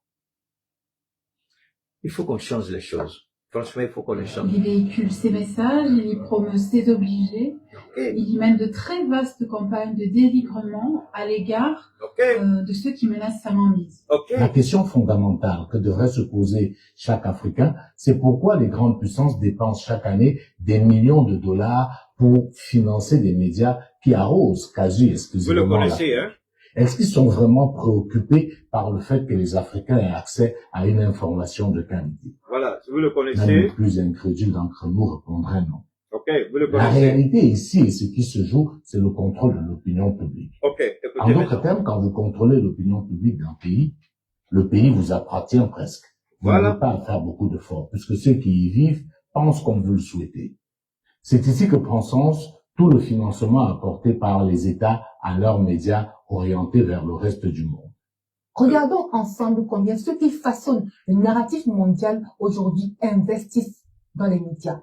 Les États-Unis dépensent plus de 800 millions de dollars via le USAID. 800 millions de dollars. Les États-Unis, c'est ce qu'ils font, investissement. C'est ce qui me tue. Et souvent, quand je vois la haute autorité qui contrôle les médias sanctionner, j'ai l'impression qu'elle est là juste pour sanctionner. C'est comme elle-même, elle peut pas interpeller le ministre de la Communication. Moi, je pense que la haute autorité peut dire au ministre de la Communication, écoute, nous sanctionnons ces médias, c'est vrai, mais demande à tes hommes, demande à ce département-là de travailler beaucoup plus pour le peuple. Moi, je pense que la haute autorité peut faire ça aussi. Elle n'a pas seulement le rôle de sanctionner, mais elle peut aussi proposer, elle peut aussi faire des reproches, elle peut aussi demander que le programme soit aménagé pour que cela réponde aux objectifs du président, aux objectifs de la transition. Pourquoi la haute autorité ne fait pas ça? Les sanctions de la haute autorité, ça sert à quoi? Ça sert à quoi? Retirer ces médias des bouquets et puis c'est tout? Mais on va sur YouTube tout de suite, on sera en direct sur RFI, on sera en direct sur France 24, on sera en direct sur TV5, toutes les chaînes qui ont été retirées des bouquets, on peut être en direct sur YouTube. Donc, finalement, vous avez sanctionné, ça change quoi? Absolument nothing. Parce que tous ceux qui ont les bouquets chez eux, là, ils ont Internet, ils ont Wi-Fi, ça change quoi? Rien. Souvent même, moi-même j'ai mon bouquet là, je ne regarde que quand il y a un ballon. C'est quand le ballon va venir tout de suite, je vais charger pour regarder la coupe. Moi, je ne regarde même pas. Moi, j'ai ça, mais ça n'est même pas en marche. Donc, c'est ça, il faut que vraiment, où est-ce qui est compliqué? Moi, ça m'étonne que la haute autorité elle-même ne puisse pas interpeller soit le Premier ministre, soit le ministre de la Communication, sur vraiment les dangers, parce qu'on s'amuse à quelque chose de dangereux. Pourquoi les Américains vont aller investir à peu près 1 milliard de dollars dans les médias, à peu près 1 milliard de dollars? Pourquoi ils vont faire ça? Pourquoi ils vont faire ça? Et nous, on est là. Eh, Allah. Allah. Dieu, c'est pas vrai. Écoutons. Ils investissent dans Voice of America, Radio Free Europe, Radio Free Asia. Du côté de la Russie, Russia Today et Sputnik investissent à hauteur de 300 millions d'euros annuels. Ça, c'est la Russie. Ils diffusent également dans plus de 100 pays avec une présence massive et croissante au Sahel et en Afrique centrale. La France, quant à elle, investit plus de 300 millions d'euros par an dans France Média Monde, qui inclut RFI et France 24 que vous connaissez très bien. Je vais m'arrêter là.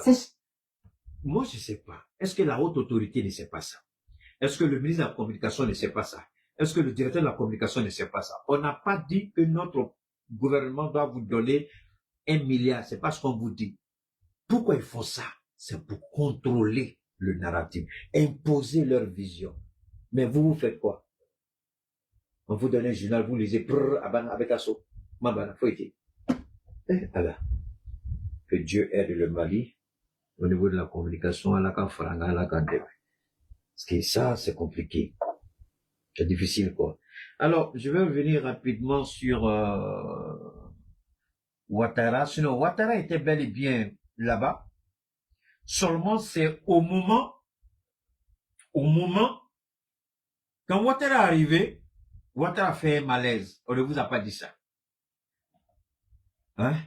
Quand Ouattara est arrivé, Ouattara a fait un malaise parce que Ouattara a forcé. Quand j'ai vu Ouattara arriver au Kenya, j'ai vu les premiers pas, il marchait avec le président kenyan, il essayait de montrer qu'il était bien, qu'il était en forme. Au-delà de moi-même, je disais, le vieux président, pourquoi tu n'as pas envoyé ton fils adultéré, Ténébrema, ou ton vice-président, ou ton premier ministre? Parce que je ne suis pas certain si tu comprends. Alors, Ouattara n'a pas compris quelque chose que j'ai dit la dernière fois. Je vais le répéter. Ouattara, sa nièce, elle est bête. Secrétaire général de la présidence, elle est bête. La femme de Bruno Naman dit que moi je dis, elle est bête. Ouattara veut forcer et apporter un démenti. Nous disons que Ouattara n'est pas en bonne santé. Nous disons que Ouattara n'est pas dans les meilleures conditions. Oh là là. Permettez-moi, je suis en train de voir, j'ai envie de faire quelque chose là. Oh là là. Attends, je vois. Donne-moi une seconde. Voilà.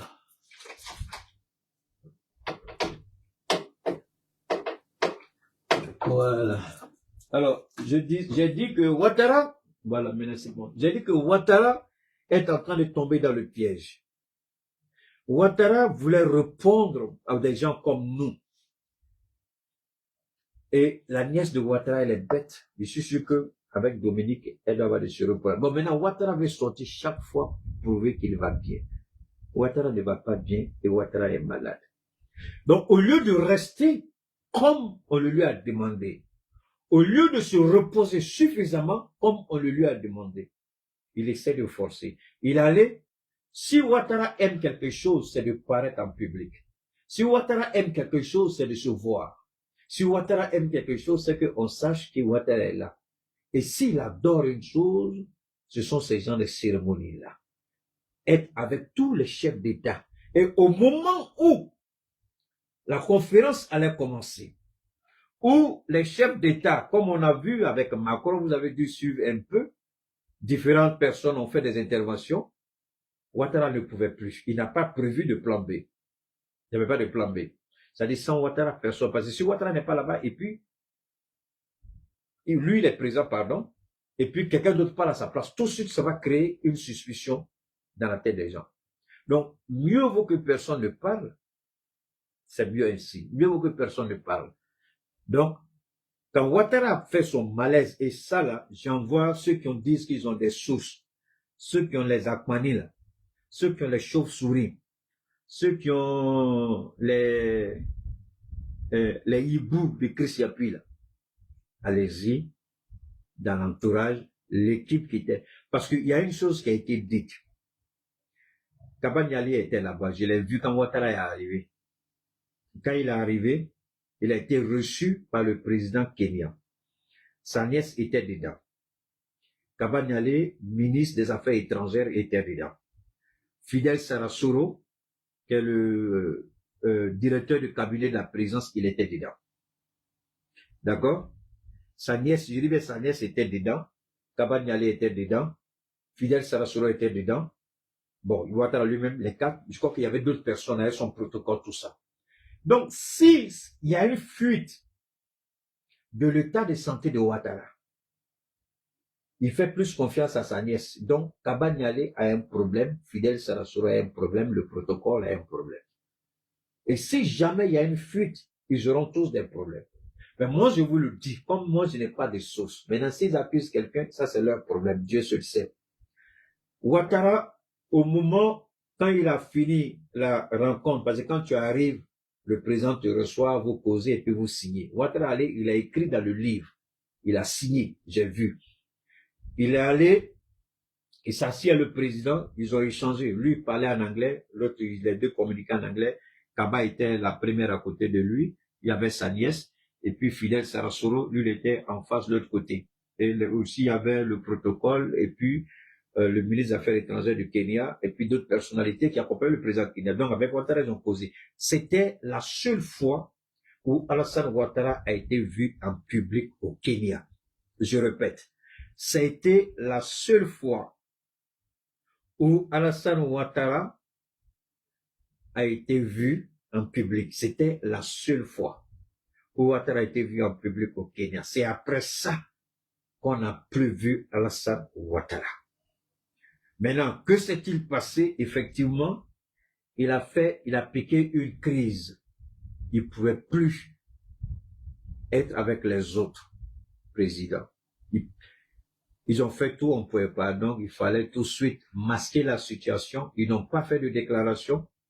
C'était la volonté et du protocole de l'État de Côte d'Ivoire, c'est-à-dire sa nièce, celle qui gère ça, pas Kabanyali, sa nièce, Fidel Sarasoro, en relation directe avec le protocole kenyan. Donc, il y a eu, comme on appelle, un blackout total sur la situation. On a orienté tout le monde vers le forum où soutenait pour permettre à Ouattara d'être évacué en douce. C'est pourquoi il a acheté cet avion-là, l'avion, le dernier avion qu'il a acheté, l'avion médicalisé. Donc, Ouattara a été évacué en douce dans l'avion où il a commencé. Vous pouvez regarder, hein, si Ouattara du Kenya, s'il allait directement en Côte d'Ivoire, ça m'étonnait. Vous pouvez regarder, du Kenya, il allait où? Si vous regardez bien, vous allez vous rendre compte du Kenya, il allait directement en France. Ça m'étonnait que du Kenya, il aille en Côte d'Ivoire. Voilà. Ouattara, il s'en fout, il peut faire une escale d'une certaine manière. Ils vont en France et puis les autres vont rentrer ou bien parce que normalement, quand c'est comme ça, Kaba devrait rester, même si elle va pas prendre la parole. Kabanyali devait rester et puis faire le point de la situation. Mais curieusement, moi, j'ai regardé, j'ai pas vu Kabanyali. Voilà. Donc, sinon, Ouattara voulait parler, c'est Dieu même qui a pris, parce que Ouattara, il allait s'ajouter sur Emmanuel Macron. De toute façon, Macron nous a attaqué là. Ouattara même était prêt à faire plus. Mais c'est Dieu même qui a fait sa chose.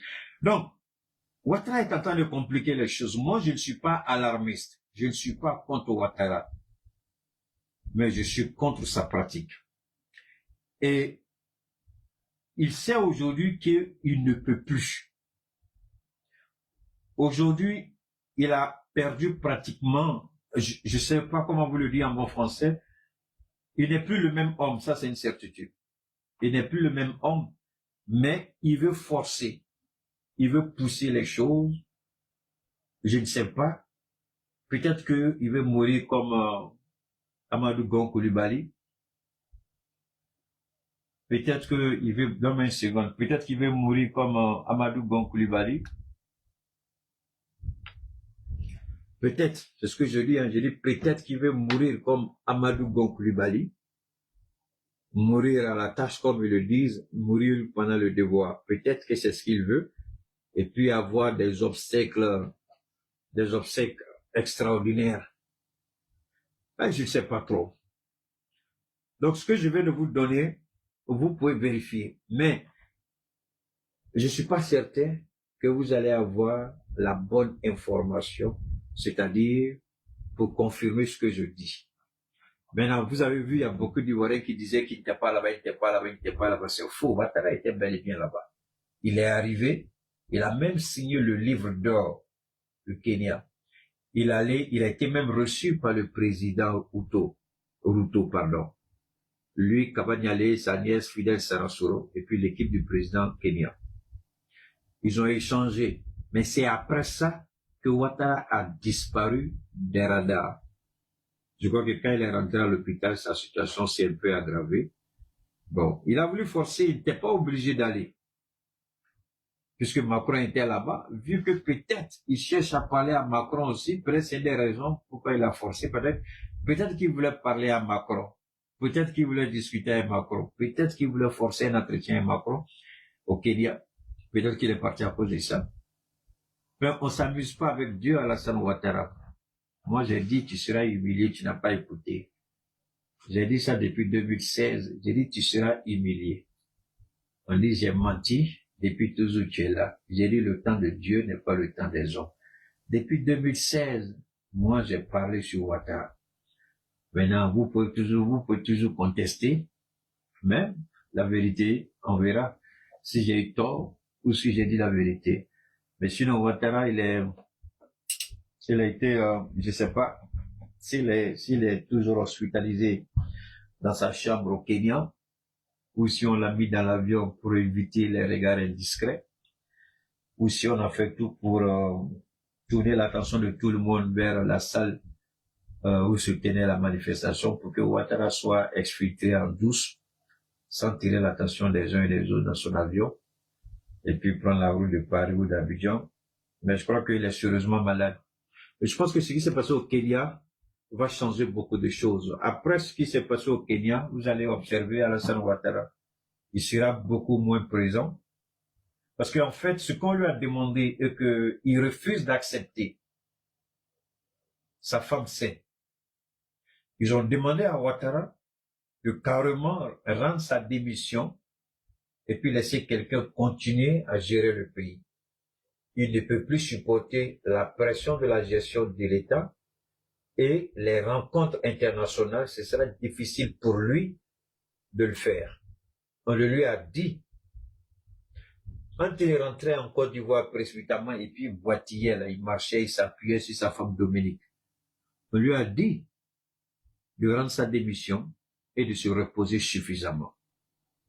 C'est pourquoi il a renforcé les pouvoirs entre les mains de sa nièce. Et ça aussi, je le dis, vous pouvez confirmer ça aussi, ou bien vous pouvez infirmer ça, ça dépend de vous.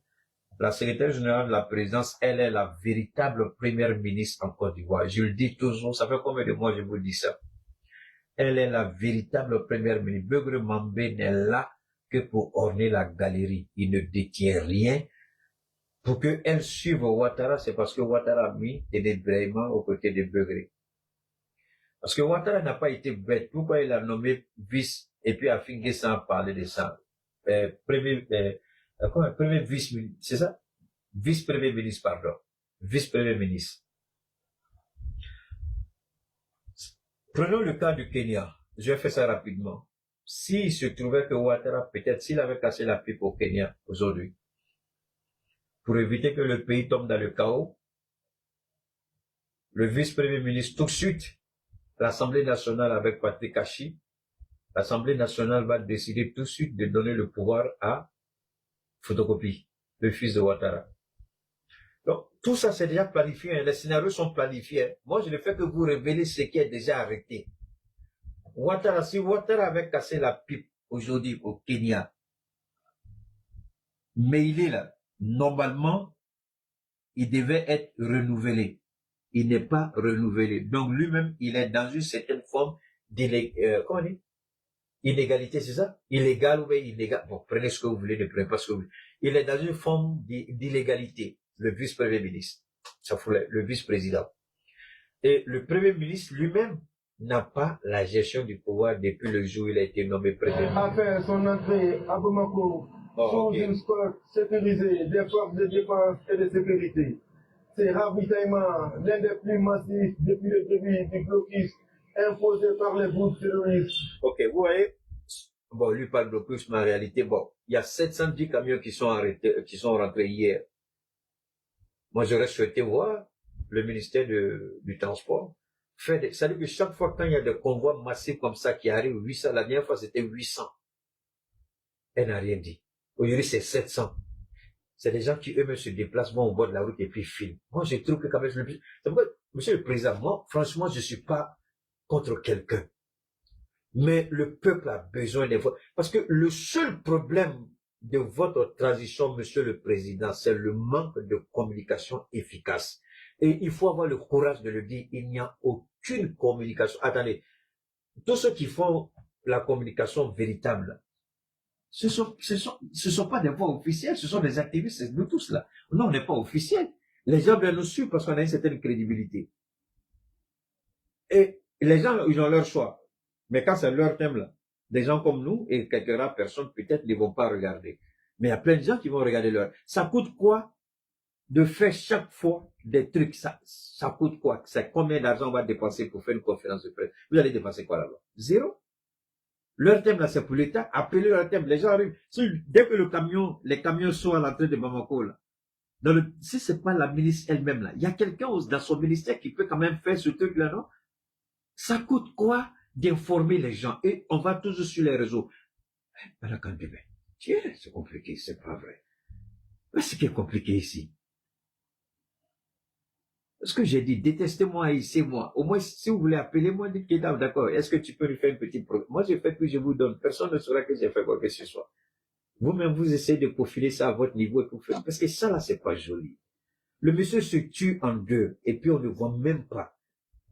Où est-ce que vous savez l'armée, comment l'armée a fait pour faire entrer ces 710 camions là aujourd'hui? Personne. Ça, au moins, quand le peuple voit ça, ceux qui sont au bord de la route ont vu arriver. Et ceux qui ne sont pas au bord de la route, ceux qui sont dans les quartiers refoulés, qui n'ont même pas peut-être accès ni à mon direct, ni au direct de certaines personnes, ne se rendent même pas compte du travail massif que font nos hommes en tenue. Ils mettent leur vie en danger, ça coûte quoi? De venir faire une conférence, dire aujourd'hui on a reçu et puis faire le point pour que l'information rassure. C'est pourquoi vous avez entendu, les Américains donnent 800 millions de dollars. La Russie, 300 millions d'euros. La France, 300 millions. Tous les pays donnent pour imposer. Mais nous, on fait quoi? C'est de ça que je parle. C'est de ça que je parle. Donc, Ouattara, comme je disais, c'était pas une inadvertance, je remercie Dieu, je ne voulais pas parler de ça maintenant. Alors, Ouattara, comme je disais, il a été exfiltré d'une certaine manière pour éviter les paparazzis, pour éviter des images qu'on ne veut pas. Vous avez vu quand Gon Coulibaly est mort, on n'a vu aucune image de Gon Coulibaly. Aucune image. C'est Ahmed Bagayogo qui a voulu qu'on le voie dans son lit d'hôpital en train de prier. Lui, il a demandé, je crois que c'est sa femme ou quelqu'un qui a pris la photo et puis ils ont partagé. Mais sinon, quand Gon Coulibaly est mort, personne n'a vu sa photo. Personne. C'est ça la même chose avec Ouattara. Vous n'allez rien voir de Ouattara malade, mais on va le voir. On l'a vu marcher, on l'a vu avec le président kenyan. Mais comment se fait-il que, quand la réunion a commencé, Ouattara était absent? Les photos de famille, Ouattara n'était pas là. Où tous les présidents sont là, ils ont pris des photos de famille. Ouattara n'était pas là. La conférence a commencé, il était absent. Moi, je ne savais pas, c'est mon petit frère, le jeune conscient là. Il a dit, Ouattara n'est pas parti. J'ai dit, non, petit frère, Ouattara est parti. C'est la dernière minute, certainement. Peut-être qu'il a fait une crise. Même pas peut-être, il a fait une crise, c'est pour le quoi, et c'est pour la raison pour laquelle il n'est pas présent. Donc, Ouattara, que Dieu t'aide, mon frère Ouattara. Il faut faire le bien. Tu fais trop de mal aux Ivoiriens. Et puis, bon, au lieu de continuer à faire le bien, nous aussi, tu continues à nous nuire en t'associant à la France. Il faut faire les bonnes choses. Donc, photocopier reste en place. Et le vice-président, même si Ouattara meurt aujourd'hui, le vice-président n'a même pas qu'à de s'approcher du pouvoir présidentiel. Lui-même, il va faire comme le Tchad. Il va dire, il ne peut pas. Ils vont Ils vont l'obliger, il va écrire, il va dire, il peut pas. Ils vont l'obliger, il va faire comme au Tchad. Il va écrire, il peut pas. S'il dit, il peut pas, Patrick Hachi a été placé pour ça. L'Assemblée nationale va demander que Ténébrema prenne les rênes du pouvoir. Ténébrema va prendre les rênes. Ils ont planifié tout ça. Et quand vous regardez tout, en réalité, ils n'ont pas violé la Constitution. Hein. Ils n'ont pas violé. Ils n'ont pas violé. Ils n'ont pas violé. Ils ont compris, ils manipulent la Constitution au motif que c'est la démocratie, mais Emmanuel Macron ne parle pas de ça.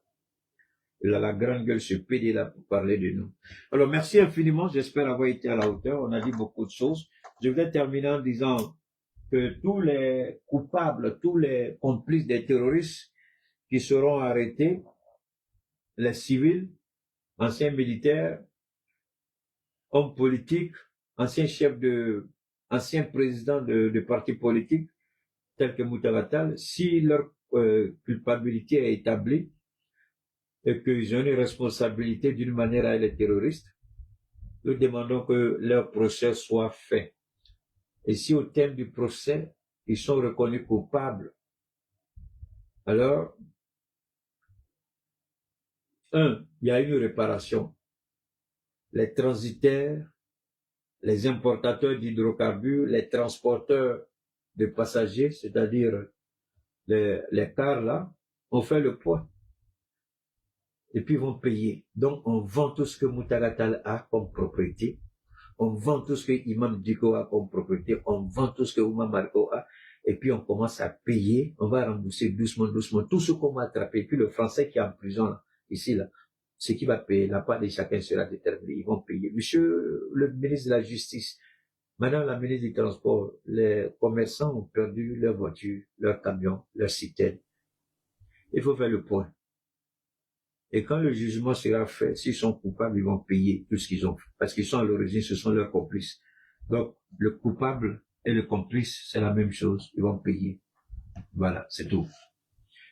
Donc, infiniment merci à toutes. C'est vrai que ces 2 jours-là, je ne faisais pas de promo par rapport à la Belle Ivoirienne. Je voudrais présenter mes excuses. Comme j'ai dit un peu d'entrée de jeu, j'étais le chauffeur de Gauchou. Saman n'était pas là. Donc, il fallait aller à l'école tous les jours. Aller le chercher après, ça me cassait un peu. Donc, ça m'empêchait de faire les interventions. Donc, la Belle Ivoirienne, évidemment, on revient assez rapidement. Ça, par exemple, je reviens sur le cas du cancer. Beaucoup de gens me demandent un peu sur le cancer. Les gens pensent que c'est un jeu. C'est pas un jeu. Ce que je dis est vrai, établi. Ici, vous avez au minimum, c'est une combinaison de plusieurs plantes. Ça, c'est mais en ce qui me concerne, parce que c'est une conception personnelle. Je suis le responsable de ça. Ça, c'est le 12B, le 14B. Et puis, parfois aussi, il est combiné au 11 et puis au 6. Donc, bien entendu, c'est la Belle Ivoirienne et BI.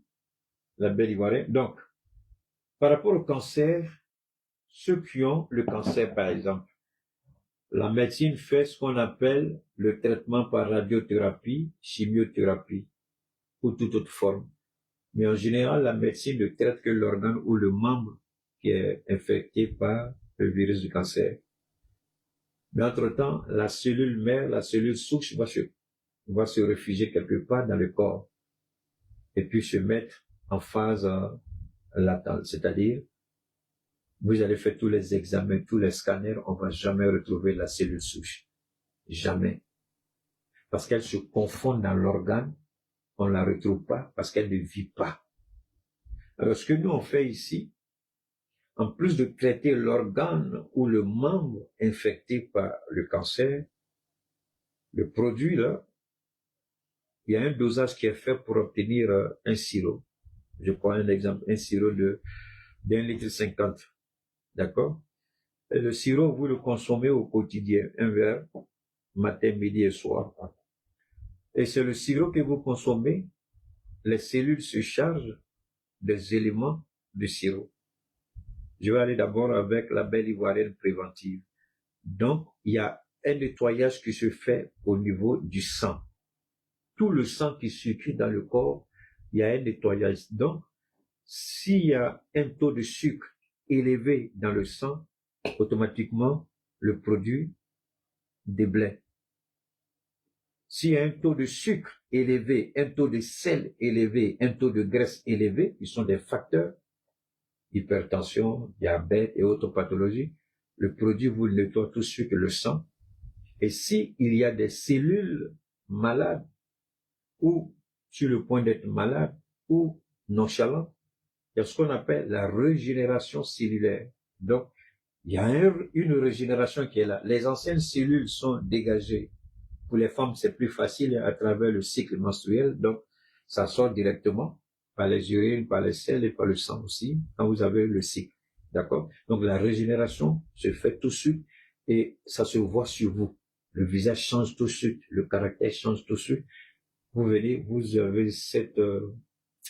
vous devenez beaucoup plus jeune. Vous voyez que la peau devient plus rayonnante, plus belle. S'il y avait les traits ou les flux, comme vous appelez ça, tout ça, ça disparaît parce que ça vous donne une meilleure allure. Ça, c'est au niveau préventif. Donc, ça vous permet d'anticiper sur un certain nombre de pathologies, comme j'ai cité tout à l'heure, surtout sur l'insuffisance rénale, parce que les reins, ce sont les fuites. Une fois qu'il y a un taux de graisse, un taux de sucre, un taux de sel, tout de suite, les reins commencent à être bouchés, fatigués. Alors, avec ça, les reins sont tout de suite déblayés, débouchés, nettoyés, renforcés. Donc, l'insuffisance rénale devient un peu compliquée, quasiment impossible. D'accord? L'insuffisance rénale, l'hypertension, le diabète et bien d'autres. Même le cancer est anticipé. C'est pourquoi je conseille toujours, surtout ceux qui ont fait le Covid-19, d'accord? J'ai dit ceux qui ont fait le Covid ou qui ont fait le vaccin, je leur propose de prendre ça. Et si vous ne faites rien, que vous êtes des chauffeurs de gros camions, ça permet aussi d'anticiper sur les hémorroïdes. Ça permet de régénérer l'activité des organes vitaux. Donc ça vous aide énormément. Vous qui travaillez dans la poussière ou même vous qui êtes toujours exposé, vous avez besoin de ça. Surtout même dans les bureaux, la climatisation aussi, il faut prendre ça. Parce que ça vous permet, mais ça c'est la version préventive. Maintenant, la version curative, que ce soit l'hypertension, le diabète, le cancer, je reviens sur le cancer, vous dites que nous, on traite le cancer à deux niveaux. Au niveau de la zone infectée et au niveau de la cellule mère du cancer. Quand vous consommez le sirop, les cellules se chargent des produits et circulent dans tout le corps. Là où se trouve la souche mère du cancer, les cellules viennent lui dire, ton temps est terminé, il faut partir. Donc, nous, quand vous traitez et que ce que je fais rapidement, je ne consulte personne. Je demande à chacun de venir avec un diagnostic médical. Keita, voilà ce qu'on a détecté à moi, c'est tout. Et quand je commence le traitement, quand vous finissez le traitement, je dis retournez voir le médecin pour qu'il fasse un autre diagnostic pour voir si vous êtes... Et c'est le médecin qui vous déclare malade, et c'est le même médecin que vous retournez voir après le traitement qui va vous dire que vous êtes complètement guéri, pas moi, c'est lui. Donc une fois qu'on vous déclare guéri totalement et complètement du cancer, il n'y a plus de solution, le cancer ne revient plus parce que vous serez complètement et totalement guéri du cancer. Nous, on ne traite pas le cancer et puis après, il y a le cancer métastasé. Je n'ai jamais traité quelqu'un avec ça. Et puis, il y a le cancer métastasé. Après, il y a le cancer qui est métastasé. Oh là là, on est passé sur la batterie. Non, sur le courant, pardon. Alors, donc, si vous êtes intéressé, ce n'est pas compliqué. Je vais vous donner tout à l'heure le numéro d'aider à appeler. Ah, ça me rappelle. Malgré les conseils que je donne, il y a des gens qui continuent toujours de commettre l'erreur de m'appeler en vidéo. Arrêtez, c'est pas joli d'appeler quelqu'un que même si c'est Keita que vous voyez, c'est plus intéressant de laisser un message. Et le message que vous laissez me permet tout de suite de vous rappeler. Évitez de faire les appels vidéo. Vous vous préparez pour m'appeler. Est-ce que vous savez dans quelles conditions je suis? Je suis au lit, je suis dehors, je suis en train de conduire, vous ne savez même pas, vous vous mettez comme ça à lancer les appels vidéo. Donc, si vous donnez mon numéro à quelqu'un, je vous demande pardon, dites-lui de ne jamais m'appeler en vidéo. Laissez le message. D'accord? Ce n'est pas, je répète, hein, ce n'est pas seulement l'hypertension, encore moins le diabète, mais la liste des pathologies que nous traitons, elle est longue. C'est vraiment une liste très longue. On ne peut pas tout citer, mais je ne donne que quelques exemples. La drépanocytose, l'hépatite B, C, tout ça autres, d'accord? L'arthrose, d'accord? La tuberculose, les infections pulmonaires, d'accord? Vous avez aussi, je dirais pas infection, mais ceux qui ont des problèmes cardiaques, d'accord? Ceux qui ont les trompes bouchées, celles, pardon, qui ont les trompes bouchées, ceux qui font l'expérience de la ménopause précoce, évidemment, trompes bouchées, les fibromes que vous appelez kystes, que vous appelez myome, on peut vous aider. Bon, aussi, celles qui, comment vous dire ça, il y a la sécheresse aussi, il y a des femmes qui font cette expérience un peu amère et ça rend l'intimité avec le mari très inconfortable. D'accord? Les femmes qui font ça aussi, la sécheresse et puis les infections. On peut, par la grâce de Dieu, on peut vous aider à ces différents niveaux. Ceux qui ont l'azospermie, on peut aussi les aider, c'est-à-dire le sperme, il n'y a pas de spermatozoïdes dans le sperme. Il y a un manque de spermatozoïdes ou une insuffisance de spermatozoïdes dans le liquide sperme que vous injectez. Maintenant, vous avez aussi au niveau des hommes, vous avez aussi la prostate. Il y a l'hypertrophie de la prostate et le cancer de la prostate, c'est pas la même chose. D'accord? Ça entraîne une certaine irrégularité urinaire, un dysfonctionnement, et ça vous met très mal à l'aise. Donc, au niveau de la prostate, c'est deux, l'hypertrophie et le cancer. On aide là-bas aussi, avec les hommes. Maintenant, le troisième pied, et là aussi, on vous aide énormément. Au niveau du troisième pied, de l'homme, je veux dire, il n'est pas performant, il vomit trop vite, il est nonchalant, il n'est pas comme il le faut, il dort trop, il y a un dysfonctionnement complet à son niveau, ou bien la taille, la forme, ça ne vous convient pas. Bon ben, si madame se plaint, par la grâce de Dieu, on peut vous aider. Alors, ce que je dis pour terminer à ce niveau, avant de donner le numéro, il y a des gens qui font des promotions de produits. Je ne suis pas de ceux-là qui dévalorisent le travail. Mais par la grâce de Dieu, depuis le début de l'année, il n'y a pas quelqu'un qui a dit Keïta, tes produits sont trop chers, je ne peux pas acheter, c'est faux. Quand je donne les prix, je dis c'est la valeur approximative de mes produits, sinon c'est plus que ça. Bon, maintenant, chacun regarde et puis me dit ce qu'il peut. Et curieusement, tous ceux qui m'ont fait des propositions, j'ai accepté pour tout le monde parce que c'était des propositions, des suggestions honnêtes. Donc, le prix de mes produits n'empêcheront personne d'acheter mes produits. Quel que soit le montant, je dis toujours aux gens, dites-moi ce que vous pouvez payer. Et en fonction de ça, on avance. Donc, c'est pas les produits qu'on vend au bord de la route parce que j'ai pris du temps personnellement pour mettre ça en place. Donc, vous pouvez aller au bord de la route, peut-être qu'on peut vous vendre là-bas 5 000 francs, 3 000 francs, 1 000 francs, 200, bon, ça existe, mais pas moi. Je donne la valeur à ce que je fais et j'accorde la valeur à ce que je vous propose, puisque là où la médecine n'arrive pas, moi j'arrive. Donc c'est une grande faveur de la part de Dieu. Ce n'est pas tout. C'est aussi qui ont ce que j'appelle une paralysie partielle qui est liée à un AVC. Une paralysie partielle liée à un AVC, par la grâce de Dieu. On peut aussi vous accompagner pour retrouver la mobilité pleine et entière de vos membres inférieurs et supérieurs. D'accord? Voilà. Alors, c'est le 223 72 77 47 88. Une dernière fois. Les gens viennent toujours sur le 223 72 25 70 70. Il faut aller sur le numéro que je vous donne. Arrêtez d'aller là-bas parce que là-bas j'ai arrêté. Je vends plus sur ce numéro quoi. Voilà, j'ai même laissé un message avec le numéro pour vous demander de me contacter sur le numéro que je donne en ce moment. 223 72 77 47 88. 223 72 77 47 88. J'espère que vous avez bien saisi. 72 77 47 88. Merci infiniment. S'il vous plaît, c'est un numéro WhatsApp.